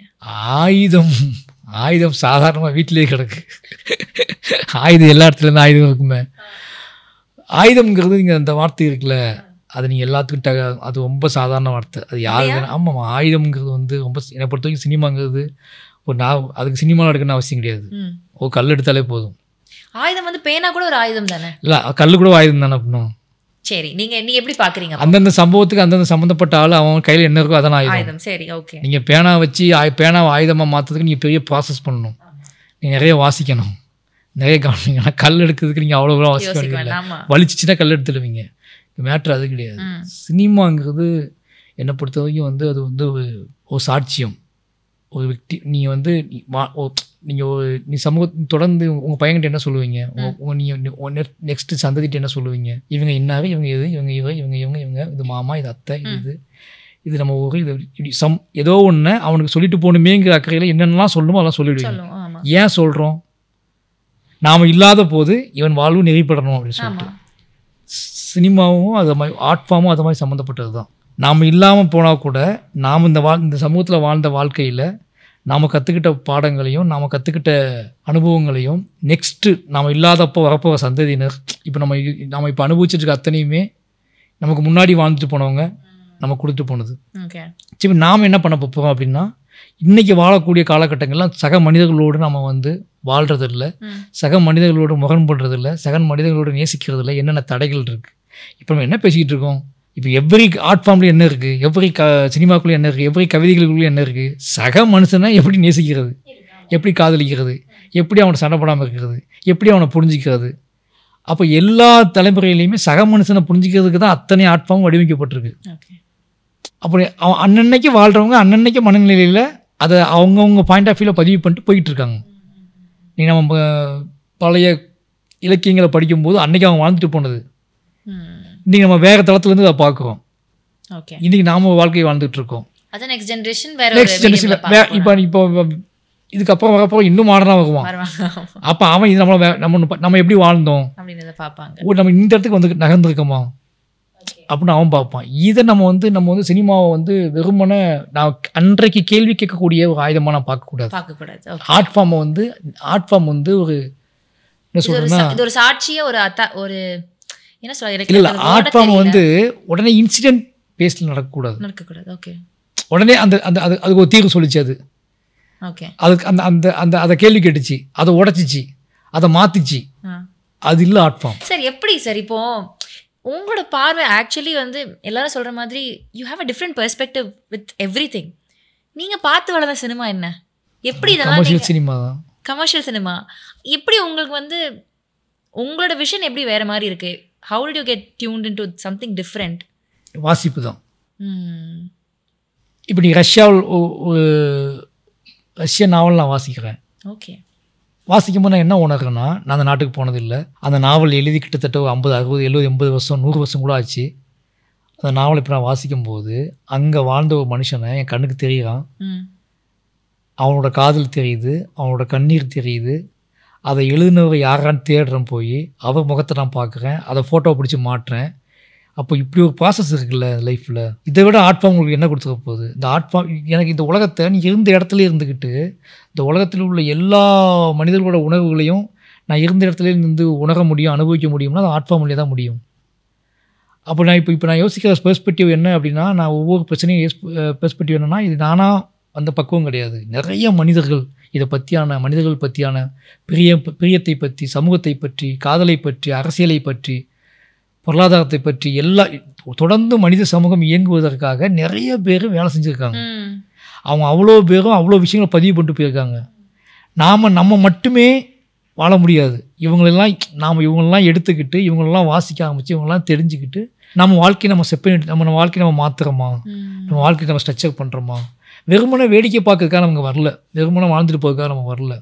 குறைந்தபட்சம் எதையாவது அட்லீஸ்ட் நம்மளால் சரி பண்ணிக்கிறோமா, நம்மளால் உணர்றோமா, ஒரு கட்டத்தில் மேலே நம்மளால் உணர்றோமா, இது மெயின் அப்படின்னு நான் நினைப்பேன். ஏன்னா ஒவ்வொரு புத்தகம் வாசிக்கும் போது நமக்கு என்ன தோணுது அப்படின்னா, ஒரு நாவல் வாசிக்கும் போது ஏதோ வகையில் நம்ம டிஸ்டர்ப் பண்ணுறோம், நமக்கு ஒரு கில்ட்டிக்குள்ளாகிறோம், ஒரு பயம் வருது, ஒரு நம்பிக்கை வருது, நிறைய எமோஷனல் வாசிக்கிறது. அப்போ என்னன்னா திருப்பி திருப்பி திருப்பி திருப்பி நீங்கள் அடுத்த மனிதர்களை பற்றி தெரிஞ்சுக்கிட்டே இருக்கீங்க. நீங்கள் என்றைக்கு அடுத்த மனிதர்களை பற்றி தெரிஞ்சுக்காம தன்னைத்தானே பற்றி பேச ஆரம்பிக்கிறீங்களோ அன்றைக்கி என்ன பிரச்சனை ஆகும்னா உங்களுக்கு வந்து வேற ஒரு உலகம் தெரிய ஆரம்பிக்கும். அந்த உலகம் வந்து உங்களை அடுத்த கட்டத்துக்கு நகர்த்தாது. நீங்கள் நிறைய மனிதர்களை தெரிஞ்சுக்க ஆரம்பிக்கும் போகும்போது இன்னொரு மேஜிக் நடக்க ஆரம்பிக்கும். உங்களை பற்றியான உங்களோட பெர்ஸ்பெக்டிவே சேஞ்ச் ஆகிக்கிட்டே இருக்கும். அப்போ நீங்கள் என்ன எல்லாத்துக்கும் பலதரப்பட்ட ஒரே பார்வையில் அணுக மாட்டீங்க. ஓகே, எல்லாத்துக்கும் நிறைய பார்வைகள். புரியுது. ஸோ வாசிக்கிற பழக்கம் வந்து உங்களுக்கு இவ்வளோ இம்பாக்ட்ஃபுல்லாக இருக்கிறது அப்படின்றது வந்து எனக்குன்னு இல்லை, வாசிக்கிற எல்லாத்துக்குமே அந்த. ஏன்னா நீங்கள் ஒரு என்னை பற்றி இப்போ நீங்கள் என்ன பண்ணிட்டு இருந்துப்பீங்க, நீங்கள் என்ட்ரி பண்ண போகிறோம்னா என்னை பற்றி நீங்கள் படிச்சிருப்போம் தெரிஞ்சுட்டு தானே வந்துருப்பீங்க. இப்போ நீங்கள் எவ்வளோ ஈஸியாக ஹேண்டில் பண்ணுறீங்க. ஒருவேளை என்னை பற்றி எதுவுமே தெரியாத வாழை கூட்டின்னு தான் வச்சுக்கோங்க. நான் என்னோட படங்கள் பார்க்காம என்னோட இன்டர்வியூஸ் எதுவுமே பார்க்காம மாரி செல்வராஜ்னு ஒரு டேரக்டர் இருக்காங்க, அவங்க போய் அவங்களை இன்டர்வியூ எடுத்துருங்க அப்படின்னு சொன்னான்னு வச்சுக்கோங்களேன். அப்படி ஒருத்தவங்க வந்தால் என்ன நினைப்பாங்க, அவங்க ப்ராப்பரான அவங்க என்ன ஒரு இயக்குனர் படம் எடுத்துருக்காரு அவர்கிட்ட என்ன கேள்வி கேட்கணுமோ அதை கேட்கணும். ஆனால் இன்றைக்கி நீங்கள் கேட்ட உங்களோட ஆட்டிடியூட்டில் உங்களோட கேள்விகளில் என்ன இருக்குது, என்னை பற்றி ஒரு பிம்பம் உங்களுக்குள்ளே இருக்குது. அந்த பிம்பத்தை நீங்கள் கொஞ்சம் கொஞ்சமாக புரிஞ்சுக்க ட்ரை பண்ணிகிட்டே வரீங்க. இந்த ப்ராசஸ் தான் மனித உரையாடல் வழியாக நடக்குது. இந்த ப்ராசஸ் தான் நம்மளோட பெர்ஸ்பெக்டிவ் சேஞ்ச் ஆகிட்டே இருக்கும். அப்போ உரையாடல் ரொம்ப முக்கியமானது. கண்டிப்பாக அதுக்கு ஆர்ட் ஃபார்ம் ஒரு பெரிய டூல். ஓகே, ஆர்ட் ஃபார்ம் நீங்கள் உரையாடல் அப்படிங்கிறது மற்ற வழிகளில் நீங்கள் தனித்தனியாக உரையாடிக்கலாம். ஆனால் ஆர்ட் ஃபார்ம் மட்டும்தான் உங்ககிட்ட நீங்கள் உரையாட முடியும். ஓகே, ஏன்னா நீ படம் பார்த்துட்டு இருக்கும்போதே இதில் நான் யார், இவ்வளோ கேரக்டர்ஸ் இருக்காங்க, நம்ம இவன மாதிரிலாம் கிடையாதுப்பா அப்படிங்கிறத நம்மளோட உரையாடல். ஓகே, இவ்வளோ மோசமானவங்க நான் கிடையாதுப்பா, நானும் குடிப்பேன் பட் இந்த அளவு கூட குடிக்க மாட்டேன் அப்படின்னு நினைப்போம். நானும் தப்பு பண்ணுவேன், இந்த அளவுக்கு பண்ண மாட்டேன், நானும் என் பொண்டாட்டி அடிப்பேன் ஆனால் இந்த அளவுக்கு அடிக்க மாட்டேன். இப்படி ஒன்று ஏதோ ஒரு வகையில் அந்த கேரக்டர்ஸோட நம்ம கனெக்ட் பண்ணி நம்மகிட்ட நம்ம உரையாட ஆரம்பிக்கிறோம். வெளியே வந்து நம்ம வந்து கட்டதுக்கப்புறம் அடுத்த உரையாடலுக்கு போவோம், அடுத்த படத்துக்கு போவோம், அடுத்த உரையாடலுக்கு போவோம். ஐ திங்க் ஆர்ட் ஃபார்ம் பற்றியே வந்து ஒரு டிஃப்ரெண்ட் பெர்ஸ்பெக்டிவ் இருக்கிற ஒரு ஆள் தான் நீங்கள். அதே மாதிரி உங்களோட படங்கள் அப்படின்னு எடுத்துக்கிட்டா film language, the way you choose, இந்த போர்ஷனை நான் பிளாக் அண்ட் ஒயிட்டில் காமிப்பேன், இந்த போர்ஷன் வந்து இப்படி தான் இருக்க போகுது, இது நரேட்டிவாக இருக்க போகுது, இது வாய்ஸ் ஓவராக இருக்க போகுது, இது இந்த மாதிரி எடுக்க போகிறேன் அப்படின்ட்டு ஒரு தனி ஸ்டைல், ஒரு தனி லாங்குவேஜ் ஒன்று செட் பண்ணியிருக்கீங்க. I understand. இது முதல் படத்திலே வந்து ரொம்ப தேர்ச்சி பெற்று வரல, த்ரூ ப்ராசஸ் வந்து நடந்திருக்கு. ஆனால் எங்கேயும் உங்களை யாரோ ஒருத்தவங்க ரொம்ப இன்ஸ்பயர் பண்ணியிருப்பாங்கல்ல. நமக்கு இப்போது பீப்புள் ஷட் மாரியோட படமா, ஓகே அப்போ அது இப்படி இருக்கும் அப்படின்ற மாதிரி ஒரு கிளாஸ் ஒன்று, ஒரு டிஸ்டிங்டிவாக தெரியுற ஒரு இதை நீங்கள் சூஸ் பண்ணியிருக்கீங்க, செட் பண்ணியிருக்கீங்க. அது எப்படி நடந்தது? அது எங்கள் டைரக்டர்கிட்ட வந்தது தான். உங்கள் டைரக்டர் கிட்ட வந்தது தான். ப்ரெசன்டேஷன் நீங்கள் வந்து ரொம்ப முக்கியம்னு சொல்லுவார். நான் வந்து தங்க மீன்கள் ஒர்க் பண்ணும்போது தான் ஒரு விஷயத்த புரிஞ்சுக்கிட்டேன். நம்ம என்ன நினைப்போம்னா, ஒரு கதை, ஒரு அப்பா ஒரு பொண்ணை கூட்டிகிட்டு ஸ்கூலுக்கு போகிறாரு, இப்படி தான் அந்த தாளில் எழுதியிருக்கு அந்த ஸ்கிரிப்ட் பேப்பரில். நம்ம என்ன நினைப்போம், ஃபஸ்ட் நேரத்தில் வந்துட்டு சைக்கிள் வந்து ஒரு ரோட்லேயோ இல்லை வந்து ஒரு குளத்தாங்கரையிலையோ போகணும்னு நினைப்போம். நாங்கள் திடீர்னு ஷூட் பண்ண லொக்கேஷன் பார்த்து ஒரு பெரிய மலை மேலே. ஆமாம், இந்த மலை மேலே கஷ்டப்பட்டு நீங்கள் அவர் கூட அக்கம்பெனி பண்ணி ஏறின கதையெல்லாம் நாங்கள் கேட்டோம். ஓகேங்களா? அப்போ என்னன்னா ஏன் அந்த இடத்த சூஸ் பண்ணாருன்னு நமக்கு தோணுது. எனக்கு அன்றைக்கி ஆச்சரியமாக இருந்துச்சு. லாஜிக்கே இல்லாமல் எதுக்கு சைக்கிளில் மலையை கொண்டுட்டு சைக்கிள் ஏறவே மனுஷங்களால் ஏறவே முடியாத இடத்துக்கு சைக்கிள் எதுக்கு கொண்டு வந்திருக்காரு, அங்கே லாஜிக் இப்படி சைக்கிள் வரவே முடியாது அப்படின்னு லாஜிக் சொல்லுது. ஆனால் ஃப்ரேம் பார்க்கும்போது, சினிமாவில் பார்க்கும்போது அது அப்படி எனக்கு தோணவே இல்லை. அது பயங்கர பிரமிப்பாகவும் அது ஒரு கனவு மாதிரியும் இருந்துச்சு. அப்போது நாம் என்ன நினைக்கிறோம்னா, நம்ம சினிமாவை நம்ம அகம் நம்ம உருவாக்குறது படைப்பு வந்து நம்மளோட இயக்கம் எல்லாமே கலந்து இருக்கிறது இல்லை. அப்போ நம்ம டிசைட் பண்ணுறது, நம்ம காட்டுறது அப்படிங்கிறது நம்ம ஒன்று இப்போ லைஃப்பில் காட்டிகிட்டு இருக்கோம். நம்ம வாழ்கிறோம், நடக்கிறோம், பேசுகிறோம், சிரிக்கிறோம். ஆனால் இதெல்லாம் தாண்டி நமக்குள்ள இன்னொன்று காட்டணும்னு ஆசை இருந்துக்கிட்டே இருக்குது. நமக்குள்ள இன்னொருத்தர் இருக்கான், அவனை எப்படா காட்டலான்னு தான் ஆசை இருக்குது. அதை சினிமா வழியாக ஈஸியாக காட்ட முடியும், நமக்குள்ள அகத்தை ஈஸியாக காட்ட முடியும், ஒரு டைரக்டராக ரைட்டராக செய்ய முடியும் ஈஸியாக. அப்போ என்னோடய ப்ரெசன்டேஷன் அப்படிங்கிறது கிட்டத்தட்ட ஒரு ஆளை இம்ப்ரெஸ் பண்ணுறதுக்கே நம்ம வந்து நிறைய மெனக்கிடுவோம். நம்ம நேசிக்கிற ஒரு ஆளை இம்ப்ரெஸ் பண்ணுறதுக்கு இந்த உலகத்தில் உள்ள அத்தனை மனிதர்களையும் இம்ப்ரெஸ் பண்ணணும்னு நீங்கள் முடிவு பண்ணும்போது நீங்கள் என்ன யோசிப்பீங்க, எவ்வளோ மெனக்கிடணும். முடிஞ்ச அளவுக்கு நம்ம சக்திக்கு முடிஞ்ச அளவுக்கு நம்ம மெனக்கிடுறோம். எப்படியாவது அத்தனை பேரையும் வென்றெடுக்கணும் அப்படின்னு தான் ஒரு கலைஞர் நினைப்பான். உங்கள் கூட்டம் இருக்குது, ஒருத்தன் ஆட வரான், ஒருத்தன் பாட வரான் அப்படின்னா அத்தனை பேரும் கைத்தட்டணும் அப்படிங்கிறது அவனோட இலக்காக இருக்கும். அதுக்காக அவன் ஒவ்வொரு பிரத்யேகமான விஷயங்களும் யோசிச்சுட்டே வைப்பான். ஒரு காமன் நேரம் கைத்தட்டலாம் அவனுக்கு சோறு வரும், திருப்பி அவன் ஈகோவை எடுத்துகிட்டு அதை கைத்தட்டதுக்காக ஒன்று பண்ணுவான். கடைசியாக அது நிகழும்போது அவனுக்கு சந்தோஷமாக இருக்கும். அப்போ அவன் என்ன முடிவு பண்ணுறான் அப்படின்னா எல்லாத்தையும் வென்றெடுக்கிறது மட்டும்தான் ஒரு காரணம். எல்லாத்தையும் வென்றெடுக்குது அப்படின்னா அவங்களுக்குள்ளே எதையோ ஒன்றை நம்ம கடத்தணும். அதுக்கு நீங்கள் புதுசாக யோசிக்கணும், ஏதாவது ஒன்று பண்ணணும். ஏதாவது உங்களுக்கு நீங்கள் கொடுக்குற விஷயம் அவனை நம்பகத்தன்மையும் அது மேலே ஒரு நேர்மையும் அது மேலே ஒரு பிரியமும் உனக்கு வரணும் அந்த பார்வையாளனுக்கு. அதுக்காக மெனக்கிட்டு நம்ம யோசிப்போம். இப்போ எனக்கே ஒரு ஷார்ட் வைக்கும்போது எனக்கு என்ன தோணும்னா, எனக்கே முதல்ல அது பிடிக்கணும், எனக்கே ஒரு பிரமிப்பு வரணும், எனக்கே நான் ஒரு என்ன சொல்கிறது, நான் ஒரு மேஜிக்கை பார்த்துட்டேன், அதை உங்களுக்கு நான் காட்டுறேன், நான் வியந்ததை தான் உங்களுக்கு காட்டுறேன். ஆமாம், நானே எக்ஸைட் ஆகாத விஷயத்தை உங்களுக்கு நான் ஏன் காட்ட போகிறேன். நானே இப்போது நான் ஒரு பூச்சி நடந்து இப்போ நான் ஒரு ஷார்ட்டை திடீர்னு உட்காந்து மானிட்டர் பார்த்துட்டு இருக்கும்போது ஒரு பூச்சி போயிட்டு இருக்கோம், டக்குன்னு அதை எடுப்பா அப்படிப்பேன்.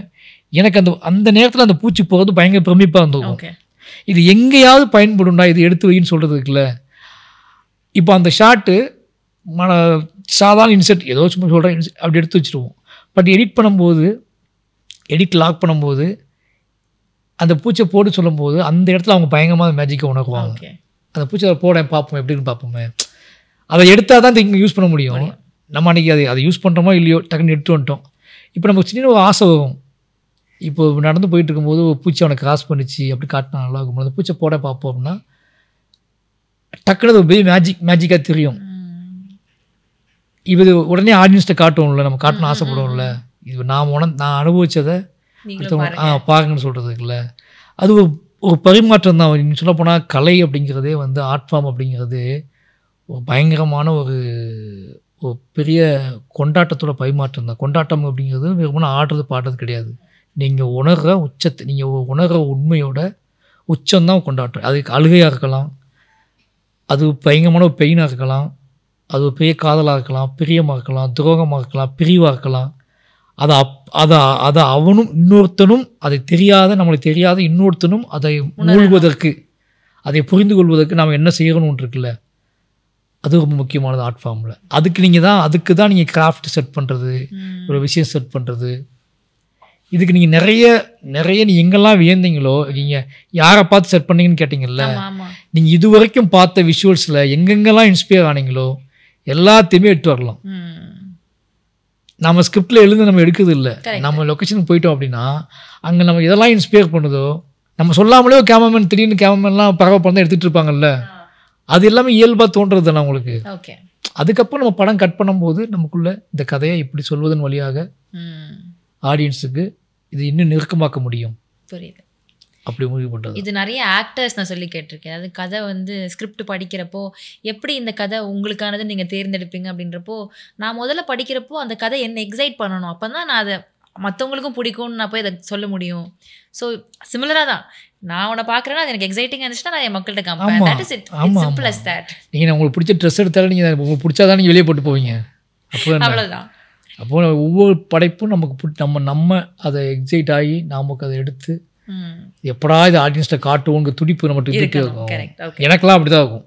படம் ஷூட்டிங் முடித்த மறுநாளே ஆடியன்ஸ்ட்டை காட்டணும்னு தோணும், அப்படியே எடுத்து வந்து அப்படி காட்டணும்னு தோணும்.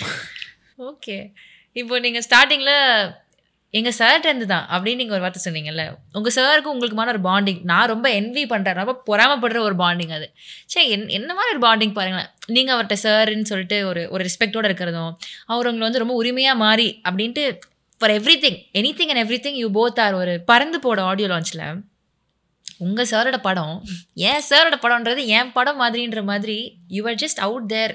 எல்லாத்தையும் சின்ன சின்ன விஷயத்துலேருந்து நுவான்சஸ்லேருந்து எல்லாத்தையும் பார்த்து பண்ணி எல்லாத்தையும் அதை நல்லா பண்ணிடணும். இது வந்து மக்கள்கிட்ட கொண்டு போய் சேர்த்தணுன்றதுல உங்களுக்கு இருந்த அந்த ஆர்வமும் அந்த ஒரு தாகமும் வந்து அதிகமாக இருந்தது. அதை பார்க்குறப்போ ஒரு ரெஸ்பெக்டும் இருக்குது உங்கள் ரெண்டு பேருக்குள்ள, ஒரு அன்பு ஒன்று இருக்குது, ஒரு மரியாதை ஒன்று இருக்குது. ஒரு அது எனக்கு எப்படி எக்ஸ்பிளைன் பண்ணுறேன்னு தெரியல. ரொம்ப அழகாக அதை பார்க்குறதுக்கு. சரி நம்ம லைஃப்லேயும் இந்த மாதிரி ஒரு டீச்சர், இந்த மாதிரி ஒருத்தங்க நம்ம லைஃப்பில் ஒரு கைட் பண்ணுறதுக்கு இருந்தால் நல்லாயிருக்கும்ல அப்படின்னு மேபி உங்களுக்கு ரொம்ப க்ளோஸாக வாட்ச் பண்ணுறவங்க யோசிக்கலாம். நான் யோசித்தேன். Tell us about Ram sir. அது எல்லாத்துக்கும் தெரிஞ்ச ஒரு கதை, ஒரு அப்பா பையன் கதை அது. ஆமாம், இல்லை அபவுட் அவர் எப்படி மீட் பண்ணீங்க அதெல்லாம் இல்லை. இல்லை அதான் சொல்கிறேன், அது அப்பா பையன் கதைன்னு நான் சொன்னேன்ல. அந்த அப்பா பையங்க உறவுலேயே அது வந்து இப்போ நீங்கள் எங்கிட்ட இருக்கக்கூடிய இந்த எல்லா விஷயங்களும் மாரி செல்வராஜ், நான் என்னோட முதல் புத்தகத்தை எழுதியிருப்பேன். இந்த பெருநகரத்தில் மாரி செல்வராஜ் அப்படிங்கிற பையனை வச்சு நிகழ்த்தப்படுகிற அத்தனையும் ராம் என்ற ஒரு ஆள் உருவாக்கப்பட்டது தான். ஏன்னா அவன் அந்த சொல்லிருந்து தான் எல்லாமே தொடங்கிச்சு அப்படின்னு சொல்லியிருப்பேன். ஏன்னா எனக்கு தெரியும் நான் என் வாழ்க்கை எப்படி இருந்துச்சு, நான் எங்கேருந்து ஓடி வந்தேன், எப்படி வந்தேன் வாழ்க்கையில், இந்த வாழ்வை பற்றியான அபிப்பிராயம் இதெல்லாம் எனக்குள்ள எப்படி இருந்துச்சு, இதை எல்லாத்தையும் வேறு ஒரு பாயிண்ட் ஆஃப் வியூவில் பார்க்க வச்சது அவர் தான். வேறு ஒரு பாயிண்ட் ஆஃப் வியூ அப்படின்னா அதை கலைத்தன்மைக்கு மாற்றி, அதை நீ கலைஞனை மாற்றி என்னுடைய எல்லா விஷயத்தையுமே வந்து என்ன சொல்கிறது, அதுக்கு இன்னொரு பார்வை கொடுத்து நானே பெருமைப்படுறேன். இப்படி ஒரு வாழ்வு எனக்கு இப்படி ஒரு வாழ்க்கையை வாழ்ந்து நான் அதுலேருந்து வந்திருக்கேன்னு ஒரு பெருமை எனக்கு கொடுத்தது இருக்குல்ல, இதை நான் தைரியமாக நான் வெளியே சொல்லலாம். இப்போ கலை நான் ஆர்ட் ஃபார்மை சூஸ் பண்ணல அப்படின்னா இதெல்லாம் நான் சொல்லியிருப்பேனே எனக்கு தெரியாது. ஆமாம், மேபி இது ரொம்ப பெயின்ஃபுல் பிட்டர் மொமெண்ட்ஸாக மட்டுமே இருந்திருக்கும் உங்கள் வாழ்க்கையில். ரொம்ப நாள் இது ரொம்ப யார்ட்டையும் சொன்னால் நம்மளை அவமானமாக பார்ப்பாங்க, நம்மளை கேவலமாக பார்ப்பாங்க அப்படின்லாம் எனக்கு ஒரு ஃபீல் இருந்துச்சு. நான் ராம் சாரை மீட் பண்ணுற வரைக்கும். ஓகே, ராம் சாரை மீட் பண்ணுற வரைக்கும் எனக்கு சினிமான்னா வேற ஒன்று, சினிமான்னா மாஸ், ப்ரைடு மாஸ், அது ஒரு கலர்ஃபுல், அது வந்து ஏங்க வைக்கிறது, பார்வையாளர்களை ஏங்க வைக்கிறது, பார்வையாளர்களை அப்படியே பரவசப்படுத்துறது, பார்வையாளர்களை வந்து கொண்டாட வைக்கிறது அப்படின்னு நினச்சிட்டு இருந்தேன். அது இல்லைடா ஆர்ட் ஃபார்ம்ங்கிறது உண்மையை பேசுறது, உங்கள்கிட்ட ஏதாவது உண்மை இருந்தால் சொல்லு அப்படின்னு கதை கேட்டார். உண்மைனா என்ன அப்படின்னு கேட்டால், நீ உன்னை பற்றி ஒன்று சொல்லு, உண்மையை சொல்லு, நீ பண்ண ஒரு தப்பை சொல்லு, முதல்ல நீ பண்ண ஒரு திருட்டு சொல்லு, நீ பண்ண ஒரு காதலை சொல்லு, இப்படி கேட்க ஆரம்பித்தார். நம்ம அப்படி பேச ஆரம்பிப்போம்ல, அப்படி பேச ஆரம்பிக்கும் போது அதுக்குள்ளே ஒரு சம்பவங்கள் விரியும்ல, இதை படம் பண்ணு, இதை இப்படியே படம் பண்ண முடியுமோ உன்னால்? முடியும் சார், இதை எழுதி காட்டு, எனக்கு இது எழுதி, இப்படி தான் அது ஆரம்பிச்சிச்சு. அப்போ நான் உண்மையின் பக்கம் போனதுக்கு மெயின் ரீசனே ராம் சார். அதனால் இப்போ நீங்கள் நானும் அவரும் வந்து இது இருக்குது அப்படிங்கிறது எங்கள் வாழ்க்கையோட சேர்ந்துருச்சு. எல்லாத்துக்கும் அது பெருசாக தெரியும், அதை தான் பேசுவாங்க. ஏன்னா நான் பெரிய டைரக்டர் ஆனதுனால, நான் ஒரு டைரக்டராக இருக்கிறதுனால, டைரக்டர் ஆனதுக்கப்புறம் மாரி செல்வராஜ் இப்படி இந்த நான் உதவி இயக்குனராக தான் அப்படி தானே இருந்திருப்பேன். இப்போ நான் உதவி இயக்குனர், அங்கே நிறைய உதவி இயக்குனர் அப்படி தானே இருந்தாங்க. நான் என்றைக்கு இருந்தாலும் அவர் உதவி இயக்குனர் தானே, அது மாறவே மாறாது. ஏன்னா எனக்கும் அவருக்கு மேலே பாண்டிங் ஒரு 18 இயர்ஸ், அந்த பாண்டு தான், அந்த 18 இயர்ஸ் அது ட்ராவல், அது 18 இயர்ஸ் ட்ராவலில் எல்லாமே அவர் எனக்கு சென்னையில் நான் போட்ட பேண்ட் ஷர்ட்லேருந்து, நான் சாப்பிட்ட சாப்பாடுலேருந்து, நான் படுக்கையிலேருந்து எல்லாமே அவர் ஷேர் பண்ணது, அவர் கொடுத்தது எல்லாமே. கொடுத்தது மீன்ஸ் எல்லாமே அவர்கிட்ட சூஸ் பண்ணுவார். எனக்கு அப்படி இருந்துச்சு லைஃப். என் லைஃப் இந்த ட்ரெஸ் போடாது, அந்த ட்ரெஸ் இது போடு, அப்படி எல்லாத்தையும் அறிமுகப்படுத்தினதே வந்து எனக்கு அவர் தான் லைஃப்பில் கிட்டத்தட்ட. அது வேற வாழ்க்கை ரெண்டாக பிரிச்சுக்கலாம் என் லைஃப்பை. ராம் சாரை சந்திப்பதற்கு முன், பின் அப்படி பிடிச்சிக்கலாம். பின் அப்படிங்கிறதுல வந்து நிறைய அப்படியே டோட்டலாக வேக பார்க்கும். அது கலர்ஃபுல்லாக மாறி இருக்கும் உங்களுக்கு இல்லையா? அப்படி சொல்லலாம். ஏன்னா அவரே ஒரு பயங்கர கலர்ஃபுல்லான வாழ் தான். ஆமாம், அவ்வளோ ஒரு நல்ல மனுஷன் அவர்கிட்ட மேபி அவரை பற்றி ஒரு பிம்பம், ரொம்ப இதாக இருப்பார், ரொம்பலாம் பேசிக்க மாட்டார், ரொம்ப கோவப்படுவார் அப்படின்னு. ஆனால் பேசினா சார் நீங்களா சார் அப்படின்ற மாதிரி இருக்குது. அவ்வளோ சைல்ட் லைக் இன்னசென்ஸ் அவருக்குள்ளேயுமே, சின்ன சின்ன விஷயங்கள்லேயும் ரொம்ப ஆச்சரியப்படுவாங்க. ரொம்ப இந்த மாதிரி சின்ன சின்ன விஷயங்களுக்காக யோசிக்கக்கூடிய, சின்ன சின்ன விஷயங்களுக்காக ஆச்சரியப்படக்கூடிய, சின்ன சின்ன விஷயங்களுக்காக இயங்கக்கூடிய ஆட்கள் கொஞ்சம் அவங்க வந்து நீ தள்ளி நின்று பார்க்கும்போது பயங்கர சீரியஸான ஆட்கள் மாதிரி தெரியுவாங்க. இங்கே பிரச்சனையே அதுதான். பக்கத்தில் வந்ததுக்கப்புறம் தான் அதுக்கப்புறம் தான் ஐயோ அவங்க குட்டி குட்டி சின்ன சின்ன விஷயங்களுக்குமே ஆச்சரியப்படுறாங்க, சின்ன சின்ன ரொம்ப இன்னசென்ட்டாக இருக்காங்க அப்படி சொல்லுவாங்க. உண்மையாகவே அது காரணம் நீங்கள் தள்ளி நின்று பார்க்கும்போது அவன் யார்கிட்ட பேசிக்கிட்டு இருக்கான், அவன் ஏன் இவ்வளோ கோவப்படுறான், அவன் என்ன கேட்குறான், அவன் என் உடல் மொழி ஏன் அப்படி இருக்குது, உங்களுக்கு எதுவுமே தெரியாது. உங்களுக்குள்ள அசைவுகள் மட்டும் வச்சு, ஒரு மனிதனோட அசைவுகளையும் மனிதனோட தூரத்து சொற்களையும் வச்சு, அவனோட வாய்ஸஸ் அவனோட குரல்களை வச்சு மட்டுமே நம்ம வந்து அவனோட ஒருத்தர் மதிப்பிடுறது கிடையாது. அவனோட சவுண்ட் அந்த லெவலில் அவனோட சவுண்ட் ரைஸ் ஆகுதுன்னா அங்கே என்ன நடந்துச்சுன்னு ஒன்று இருக்குது. இதெல்லாம் நம்ம தெரிஞ்சுக்காமலே நம்ம வந்து ஈஸியாக ஜட்ஜ் பண்ணிடுறோம், கமெண்ட் பண்ணிடுறோம்.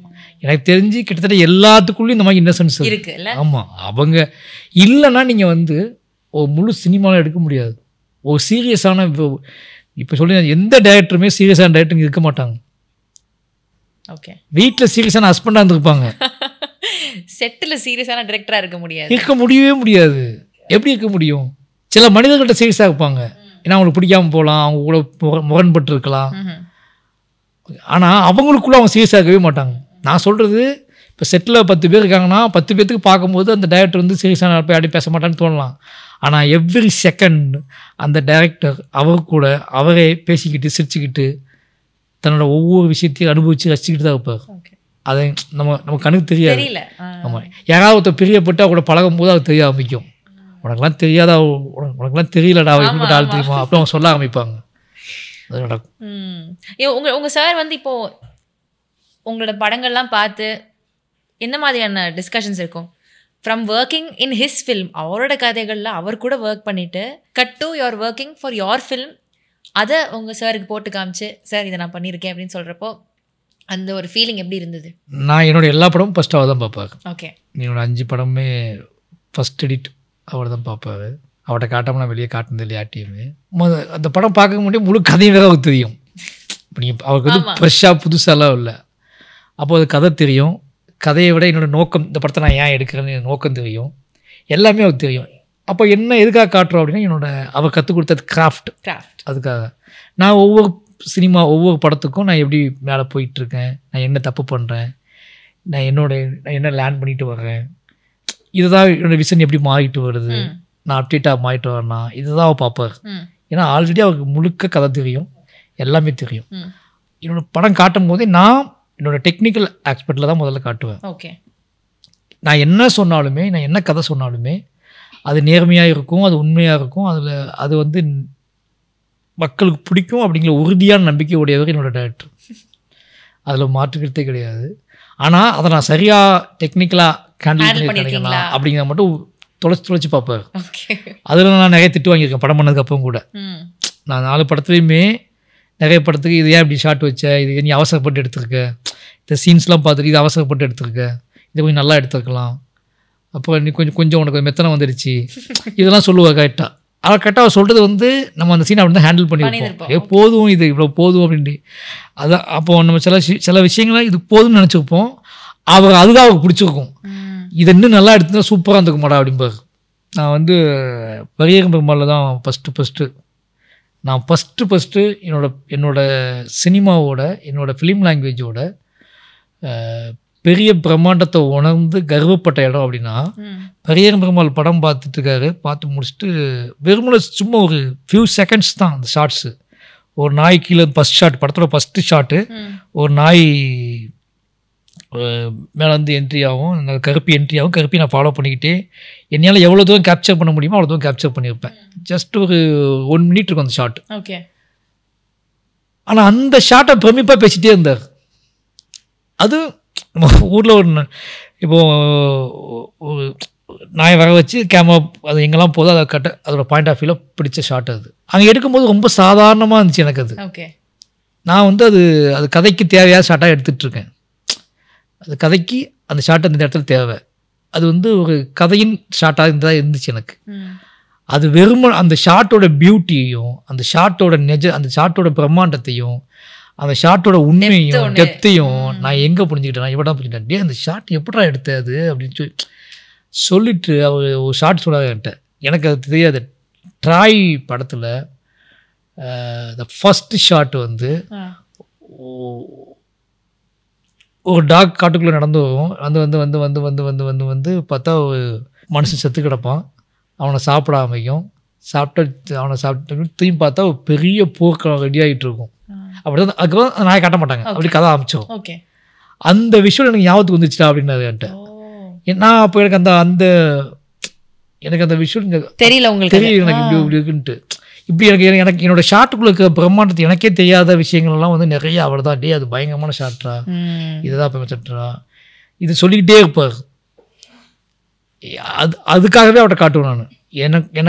நான் எனக்குள்ளே இருக்கக்கூடிய பிரம்மாண்டத்தை நான் உணரணும் அப்படின்னா, எனக்குள்ளே இருக்கக்கூடிய ப்ரைட்னஸை நான் எப்போது உணரணும்னு நினச்சோம்னா, எங்கள் டைரக்டர்கிட்ட போய் பேசினோம்னா, அவர் எங்கிட்ட இருக்க என்னோடய லைஃப்பில், என்னோடய கிராஃப்டில், என்னோடய சினிமாவில் இருக்கிற பிரம்மாண்டத்தை அவர் சொல்லும்போது தான் எனக்கு அது பயங்கர பிலீவ்னஸாக இருக்கும். அது பயங்கரமாக அப்போ தான் ஓகே சூப்பர். ஆமாம், அந்த ஒரு இவங்க கிட்ட இருந்து ஒரு கிரெடிபிளாக இருக்கும். ஓகே, அவர் சும்மா சொல்ல போகிறது கிடையாது. கண்டிப்பான ஒரு ஆள் சொல்லும் போது சும்மா சொல்ல போகிறது இல்லை, அவர் தான் புழக்கையும் செய்வார். நீங்கள் தப்பு பண்ணீங்க அப்படின்னா நீங்கள் வந்து ஒரு சரியாக விஷயத்த பண்ணாமல் சோம்பேறித்தனமாக, நான் வந்து சோம்பேறித்தனமாச்சு போதும் நான் எட்டுவாங்கடா அப்படின்னு அப்படி ஷார்ட் எடுத்துருந்தோம்னா கண்டுபிடிச்சிடுவார். இந்த ஷார்ட் நீ எடுக்கல, அஸ்டன் விட்டு எடுக்க வச்சியா அப்படின்னு கேட்பாரு.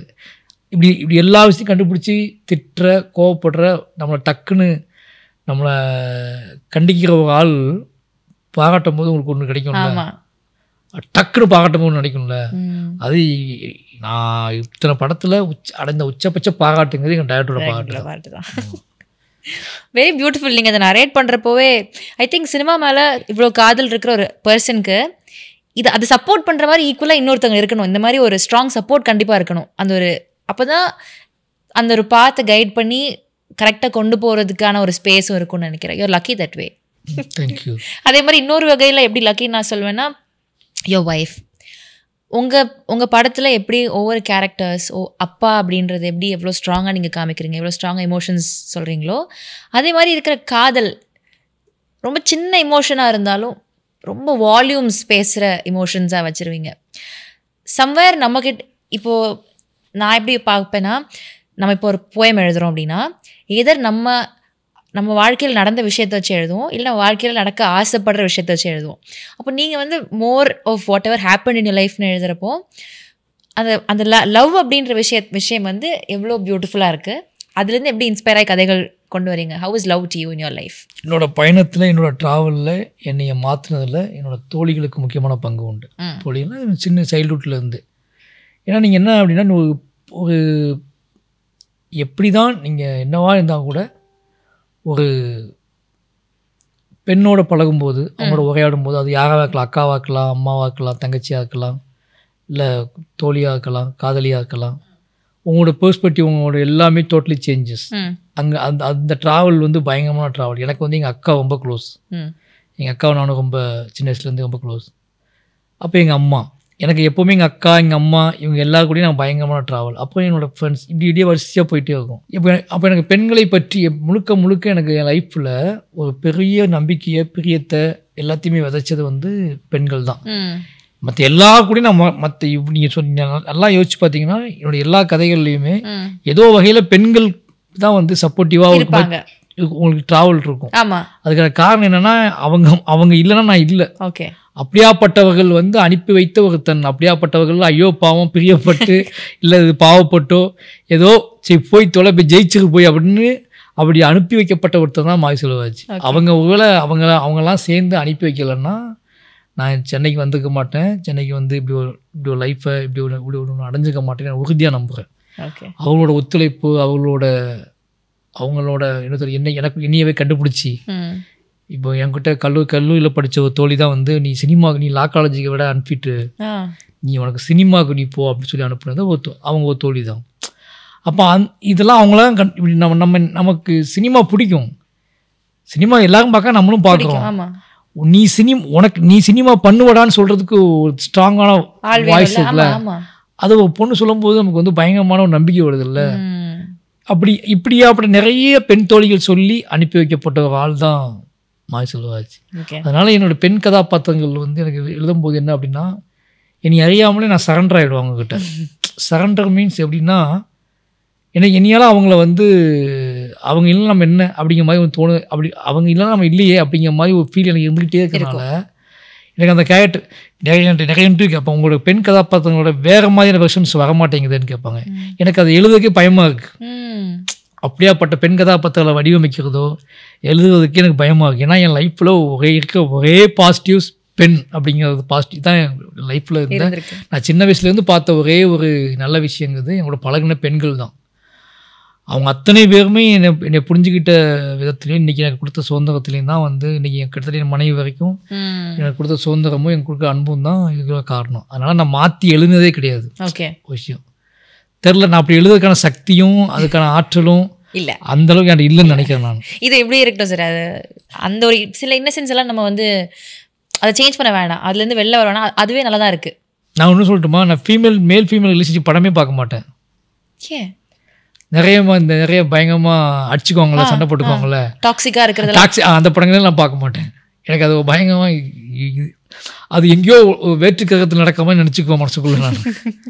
எனக்கு அதை பார்க்கறதுக்கு கூட பெருசாக சக்தி இல்லை. ஓகே, ஏன்னா நீங்கள் வந்து உலகத்தில் இருக்கிற கடைசி நம்பிக்கை ஒரு பெண்ணு நான் நம்ப ஆள். நான் கடைசி நம்பிக்கைனா ஒரு ஆணுக்கு கடைசி நம்பிக்கை ஒரு பெண்ணாக தான் இருப்பா அப்படிங்கிறது. முதல் நம்பிக்கையோ பெண்ணாக தான் இருப்பா, கடைசி நம்பிக்கை முதல் நம்பிக்கையோ அம்மாவாக இருப்பா, கடைசி நம்பிக்கை தோல்வியாவோ காதலியாவோ தான் இருப்பா, இல்லை மனைவியாக இருப்பா. இது வேற எந்த ஆப்ஷனுமே கிடையாது. இதுக்குள்ளே வேற மாதிரி சிந்தனைகள் வளர்ந்துடக்கூடாது அப்படிங்கிறத நான் ரொம்ப தெளிவாக அந்த மாதிரி படங்கள் பார்க்க விரும்ப மாட்டேன். ஓகே, இப்போ பெண்கள் அப்படின்றப்போ எவ்வளோ ஒரு இன்டெப்த்தான ஒரு கண்டென்ட்டாக இருக்கும். அதே மாதிரி இந்த சிறு தெய்வங்கள், நீங்கள் கடவுள் நம்பிக்கை இல்லை அப்படின்னு சொல்லிட்டீங்க, பட் இருந்தாலும் நான் கேட்குறேன், உங்களோட படங்களில் நீங்கள் பார்த்து வளர்ந்த கதைகளில் இந்த சிறு தெய்வங்கள் பற்றிலாம் நீங்கள் வச்சு எழுதியிருக்கீங்க. நீங்கள் கதை சொல்லும்போது அது வந்து it is caste oriented, it is they put you in a box, அவர் இது தான் சொல்கிறார் அப்படின்றாங்க. ஆன் தி அதர் ஹேண்ட் வேறு அதர் லாங்குவேஜஸில் வந்து காட் பற்றியே கதைகள் வந்தால் கூட இட் இஸ் பீன் செலிப்ரேட்டட், அதை பற்றின பெரிய விமர்சனங்கள் அந்த அளவுக்கு வரல. இதை பார்க்குறப்போ டு யூ ஃபீல் இது நான் பண்ணால் மட்டும் ஏன் இந்த கேள்வி வருது அப்படின்ற ஒரு ஆதங்கம் இருக்கா அவங்களுக்கு? அப்படிலாம் இல்லை. இல்லை, ஃபேண்டஸிக்கும் உண்மைக்கு வித்தியாசம் இருக்குது. ஓகே, நீங்கள் உண்மையை யார் பேசினாலும் ஓகே அது ரெண்டு தரப்பு வரும். உண்மை எப்பவுமே ரெண்டு தரப்பு உருவாக்கும். ஒரு தரப்பு அச்சப்படும், இன்னொரு தரப்பு ஆர்ப்பரிக்கும். ஓகே, ஆர்ப்பரிக்கும்னா அதை ஏற்றுக்குவாங்க. Okay okay. அப்போ உண்மை எப்பவுமே ரெண்டு தரப்பு உருவாக்கும். ஒரு பொய் அல்லது வந்து ஒரு புனைவு, அது என்ன சொல்றது, ஒரு ஃபேண்டசி எல்லாரையும் கொண்டாட வைக்கும். அது பிரச்சனை கிடையாது. அப்போ நீங்கள் உண்மையை சொல்கிற இடத்துல நீங்கள் இருக்கீங்க அப்படின்னா உண்மையான விஷயங்களை உருவாக்கணும். உண்மையான விஷயங்கள் மூலமாக ஆடியன்ஸுக்கு நீங்கள் கடத்த பொழுது ரெண்டு தரப்பு வரும். ரெண்டு தரப்பு வந்தால் தான் அந்த உண்மை ஒரு பெயினை கொடுத்தா தான் அந்த உண்மை ஒருத்தருக்கு ஒரு எரிச்சலையும் ஒருத்தருக்கு ஒரு சந்தேகத்தையும் டிபேட் கிரியேட் பண்ணணும். அதுதான் மனித சமூகத்துக்கு முக்கியமாக ஒழிஞ்சு வெறுமனே சொல்லப்பட்டது அத்தனையும் ஏற்றுட்டு போய் நான் சொல்கிறேன், என்னோட படங்கள் நீ அத்தனையும் ஏற்றுக்கணும் கூட அவசியம் இல்லை. நீ திட்டு, நீ வந்து சந்தேகப்படு. ஆனால் என்னோட படங்களை நீ பார்க்கும்போது அந்த அடுத்தடுத்து படங்களை பார்க்கும்போது உன்னோட சந்தேகத்தை நான் குறைக்க முயற்சி பண்ணிகிட்டே இருப்பேன். ஓகே, உன்னோட சந்தேகத்தை குறைக்க முயற்சி பண்ணிட்டு இருப்பேன், உன்னோட கோவத்தை குறைக்க முயற்சி பண்ணிட்டு இருப்பேன். இதே இடத்துல இருந்தால் நானும் வந்திருக்கேன். நானும் இதே மாதிரியான மனிதர்கள் மீது நம்பிக்கையற்று என்ன சொல்கிறது பயங்கரமாக சந்தேகம். இது இந்த வாழ்க்கை எல்லாரும் வாழ்ந்துட்டு வந்தவங்க தான். வாழ்வின் போக்கில் பயணப்பட்டு பக்குவப்பட்டு மனிதர்களை சந்தித்து பிரியப்பட்டு பேசி பழகி உரையாடி தான் நம்ம வந்து இந்த இடத்துக்கு வந்திருக்கோம். அதனால் நான் இன்றைக்கி என்னோடய படைப்புகளை என்னோடய விஷயங்களை அது மீது வந்து விமர்சனம் பண்ணுறவங்க எல்லாருமே வந்து என்னென்னா அவங்களை வென்றெடுக்கிறது மட்டும் தான் என்னோடய வேலையாக்க முடியுமோ ஒழிஞ்சு அவங்க நிராகரிக்கிறது என் வேலையாக்க. ஒரு படைப்பாளர் வந்து மனித சமூகத்தை எப்படி அது சிங்கிள் மனுஷனாக இருந்தாலும் அவனை வென்றெடுக்க தான் முயற்சி பண்ணும் ஒழிஞ்சு அவனுக்கு என் படமே பிடிக்காது, அவனை பற்றி நான் கவலைப்படவே மாட்டேன் அப்படின்னு சொல்லிட்டு ஒரு நல்ல படம்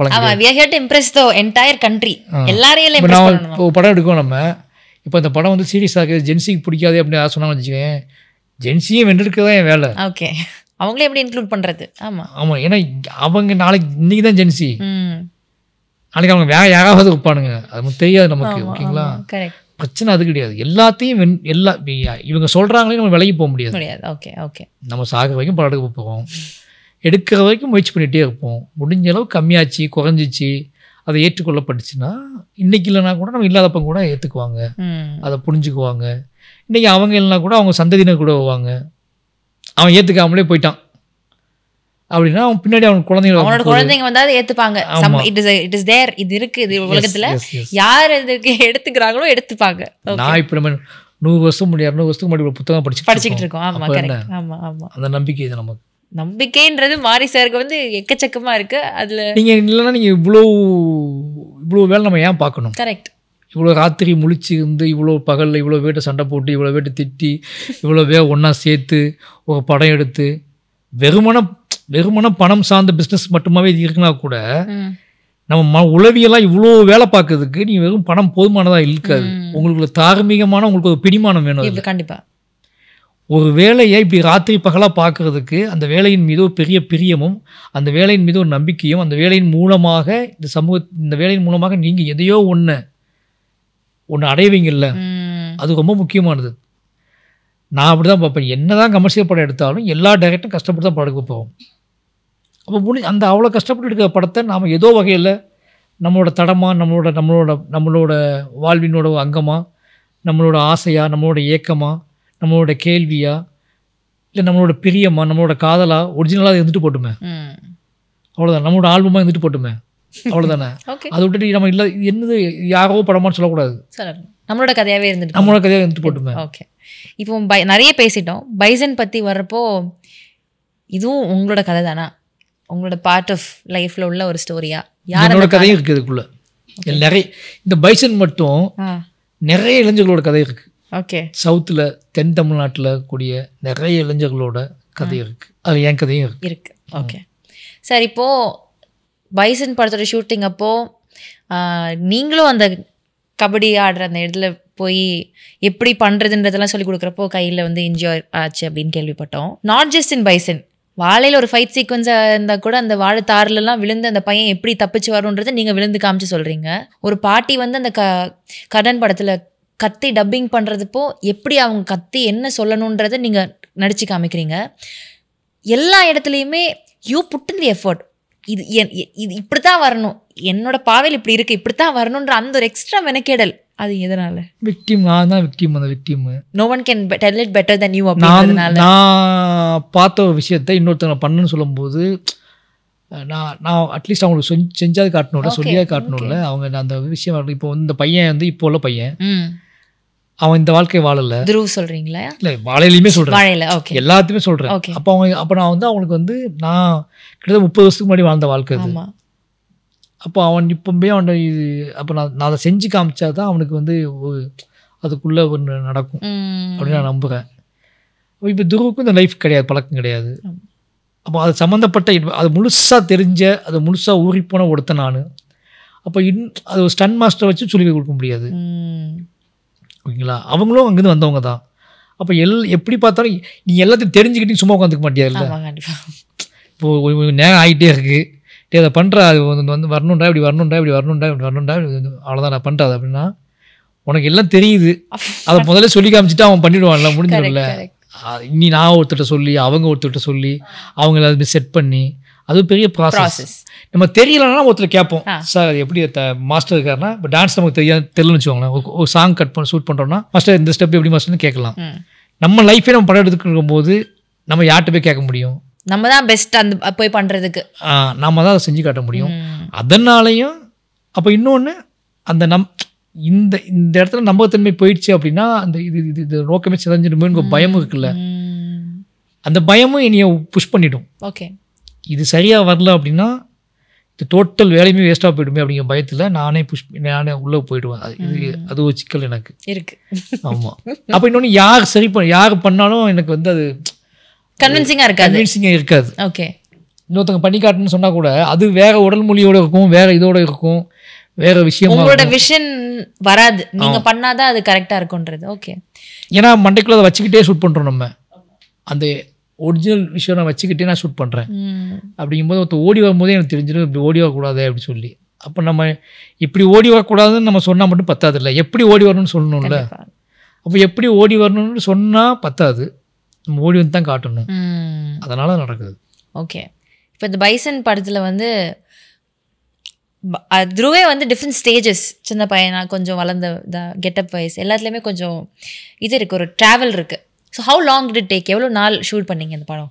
இந்த படம் ஷூட்டிங் டேஸ் வந்து ஒரு 90 days இருந்துச்சு. அதில் வந்து ஒரு கபடி மட்டுமே ஒரு 30 days எடுத்து வைப்போம். 30 நாள் துருவோட உழைப்பு இதில் மிக அபரிதமான உழைப்பு தான். இன்னும் சொல்லப்போனால் டோட்டலி என்கிட்ட ஒப்பு கொடுத்த மாதிரி ஒரு வாழ்க்கையை வாழ்ந்துட்டு இருக்காங்க. நிச்சயமாக எனக்கு என்னமோ துருவுக்கான அவனோட உழைப்புக்கு ஒரு கிஃப்ட்டு கிடைக்கணும் அப்படிங்கிறது என்னோடய ஆசை. இந்த படத்தை பிளான்னா என்ன சொல்கிறது, இந்த படம் நான் பண்ண ஆரம்பிக்கும் போதே நான் துருக்கிட்ட சொன்னது இதுதான் சொன்னேன், இது பெரிய ப்ராசஸ், என்ன ப்ராசஸ் அப்படின்னா, இது உனக்கு நீ கேள்விப்படாத ஒரு வாழ்க்கை, ஆமாம், நீ பழக்கப்படாத வாழ்க்கை, நீ உனக்கு தெரியாத ஒரு விளையாட்டு, இப்படி எல்லாமே உனக்கு புதுசு. அப்போ அதுக்குள்ளே ட்ராவல் பண்ணோன்னா பெரிய ப்ராசஸ். அதை விட உடல் சக்தி ரொம்ப முக்கியம். உடம்பை ஒப்பு கொடுக்கலாம். ஏன்னா ஒரு நடிகராக வந்து வெறுமனா நடிச்சுட்டு போக முடியாது. காட்டு வேலைக்கு போகிற மாதிரி ஒரு ஃபீல் தான் இது. கிட்டத்தட்ட இது காட்டு வேலைக்குன்னு சொல்லலாம். அவ்வளோ ஹார்ட் ஒர்க் பண்ணியிருக்காப்ப படத்துக்காக. பெரிய ப்ராசஸ், 2 வருஷம் ப்ராசஸ்னு வச்சுக்கோங்களேன். 2 வருஷம் இந்த படத்துக்காக உளவியலாகவே 2 வருஷமாக ஃபஸ்ட்டு 1 வருஷம் குட்டி குட்டியாக பண்ணி சின்ன ட்ரைனிங் கொடுத்து உளவியலாக அதுக்கு செட்டப் பண்ணி திருப்பி அதுக்கப்புறம் ஃபுல் ஃபார்ம் அப்பில் இங்கே இப்படியே போச்சு. அது கிட்டத்தட்ட நான் ஒரு 2 இயர்ஸ் கம்ப்ளீட்டாக 2 இயர்ஸ் ட்ராவல் பண்ணி தான் அந்த படத்துக்குள்ளே நான் அடாப்ட் பண்ணேன். நான் சொன்னேன் இந்த மாதிரி எனக்கு நம்பிக்கை, எனக்கு நான் மாமன்னன் போனேன், அப்போ வாழை போனேன், அப்போ நான் சொல்லிட்டு போனேன் இதெல்லாம் ப்ராசஸ் போயிட்டு இருக்கும்போது நான் வந்து பார்க்கும்போது இது துருவ வச்சு இந்த படம் போயிடலான்னு தோணுனா தான் அந்த படம் ஆரம்பிக்க முடியும். அப்படி தோணலாம் நம்ம வேக படம் பண்ணிக்கலாம் அப்படி தான் சொன்னேன். ஆனால் துருவ அது விடாப்படியா இந்த படம் பண்ண உங்களுக்கு ஆசை இருக்குது சார், உங்களுக்கு ஆசை இருக்குன்னா அப்படி இந்த படத்தை எவ்வளோ நேசிப்பீங்க, இந்த கதையை எவ்வளோ நேசிப்பீங்க, இந்த கதைக்குள்ள நான் இருக்குன்னு எனக்கு ஆசை இருக்குது சார், இப்படி பார்த்தாலும் நீங்களும் உழைக்க போப்பீங்க நானும் உழைக்க போப்பேன் அப்படின்னு சொல்லிட்டு 2 பேருமே கிட்டத்தட்ட சொன்ன செம போட்டி தான். ஆமாம், பயங்கரமான ஹார்ட் ஒர்க்கில் 2 பேருக்கும் போட்டி தான் நடக்கும். நான் ஒன்று பண்ணிட்டேன் அப்படின்னா அவன் என்னை தூக்கி சாப்பிடுறது அவன் ஒன்று பண்ணுவான். இப்படி 2 பேருமே ஒரு சேலஞ்சிங்கான ஒரு ட்ராவல் இருந்துச்சு. ஓகே. அண்ட் லிரிக்ஸ் இந்த படத்தில் உள்ள இந்த படம் இல்லை, எல்லா படத்துலேயுமே உங்களுடைய வரிகள், எழுத்துன்றது உங்களுடைய ஒரு கிஃப்ட் தான், கடவுள் கொடுத்த ஒரு கிஃப்ட். ஸோ அப்படின்றப்போ லிரிக்ஸில் வந்து தூக்கி சாப்பிட்ருவீங்க. எமோஷன்ஸ் வந்து ஸ்க்ரீனில் பண்ணுற இதில் வரதோ இல்லையோ தெரிய, லிரிக்ஸில் ஒரு மாதிரி போயிட்டு அழுத்திடும், அந்த மாதிரி வரிகள் கொடுக்குற ஒரு பர்சன். பைசன்லேயும் அதே மாதிரி சார். டைட்டில் பைசன் காளை மாடன் அப்படின்னா நான் வச்சிருந்த டைட்டில் காளமாடன் என்னோட ஸ்கிரிப்ட் எழுதும்போது. இப்போ ப்ரொடக்ஷன் எல்லாம் சேர்ந்து அது எல்லா மொழிக்கும் போகணும், பேன் இண்டியன் ஃபிலிமாக இருக்கணும். பேன் இண்டியன் ஃபிலிம்லாம் இல்லை, ஓடிடிலாம் போகும்போது எல்லாருமே ஓப்பனாக சொல்கிறதுக்கு என்ன இருக்குது, இப்போ வந்து பார்வையாளர்கள் எல்லா பக்கமும் பரவிட்டாங்க. முன்னாடி நம்ம ஊர் பார்வையாளர்கள் இருப்பாங்க, இன்னைக்கு எல்லா நாடுகள்லையுமே பார்வையாளர்கள் இருக்காங்க. படத்தை நாமளே வந்து ஏதோ நாட்டு மொழி படத்தெல்லாம் தேடி பார்க்குறோம். அப்போ ஏதோ மீனிங்ஃபுல்லாக ஒரு டைட்டில், இப்போ நான் காலமாடன்னு வச்சோம்னா தெலுங்கில் வேறு பேர் வைப்பாங்க, ஒவ்வொரு பேரில் இருக்கும், அதில் மீனிங் புரியாது. அப்போ நான் சொன்னேன் சரி இப்போ பைசன் வச்சுக்கோங்க, நான் கீழே காலமாடன் போட்டுக்கிறேன் அப்படின்னு தான் காலமாடன் பைசன் காலமாடன் வச்சது. ஓகே. பட் படத்தில் இதுக்கான மீனிங் விஷயங்கள் இது எல்லாமே இருக்குது. அதுதான். பட் அதுக்கப்புறம் பைசன் வந்ததுக்கப்புறம் நான் வந்து அந்த பைசனுக்கு கூடான விஷயத்தையும் படத்துக்குள்ள ஆட் பண்ணியிருக்கீங்க. Okay okay okay. அதே மாதிரி சாங்ஸுமே ரொம்ப நல்லா இருக்குது இந்த படத்தினுடையது. ரிலீஸ்க்கு அப்புறம் தான் நமக்கு இன்னும் தெரியும். ஆமாம், waiting for the release. Thank you. எல்லா படம் மாதிரி நீங்கள் உங்களுடைய இந்த ஃபில்மோகிராஃபிஸ் எவ்வளோ ஒரு பெரிய வாய்ஸாக இருந்திருக்கோ அதே மாதிரி இந்த படமும் ஒரு மிகப்பெரிய ஒரு வாய்ஸாக இருக்கும். இன்னும் பல உயரங்கள் நீங்கள் போவீங்க. We'll still give the same love, அதே அன்பு, அதே இது நாங்கள் கொடுத்துக்கிட்டே இருப்போம். நீங்கள் உங்களுடைய படைப்பை கண்டினியூ பண்ணிக்கிட்டே இருங்க.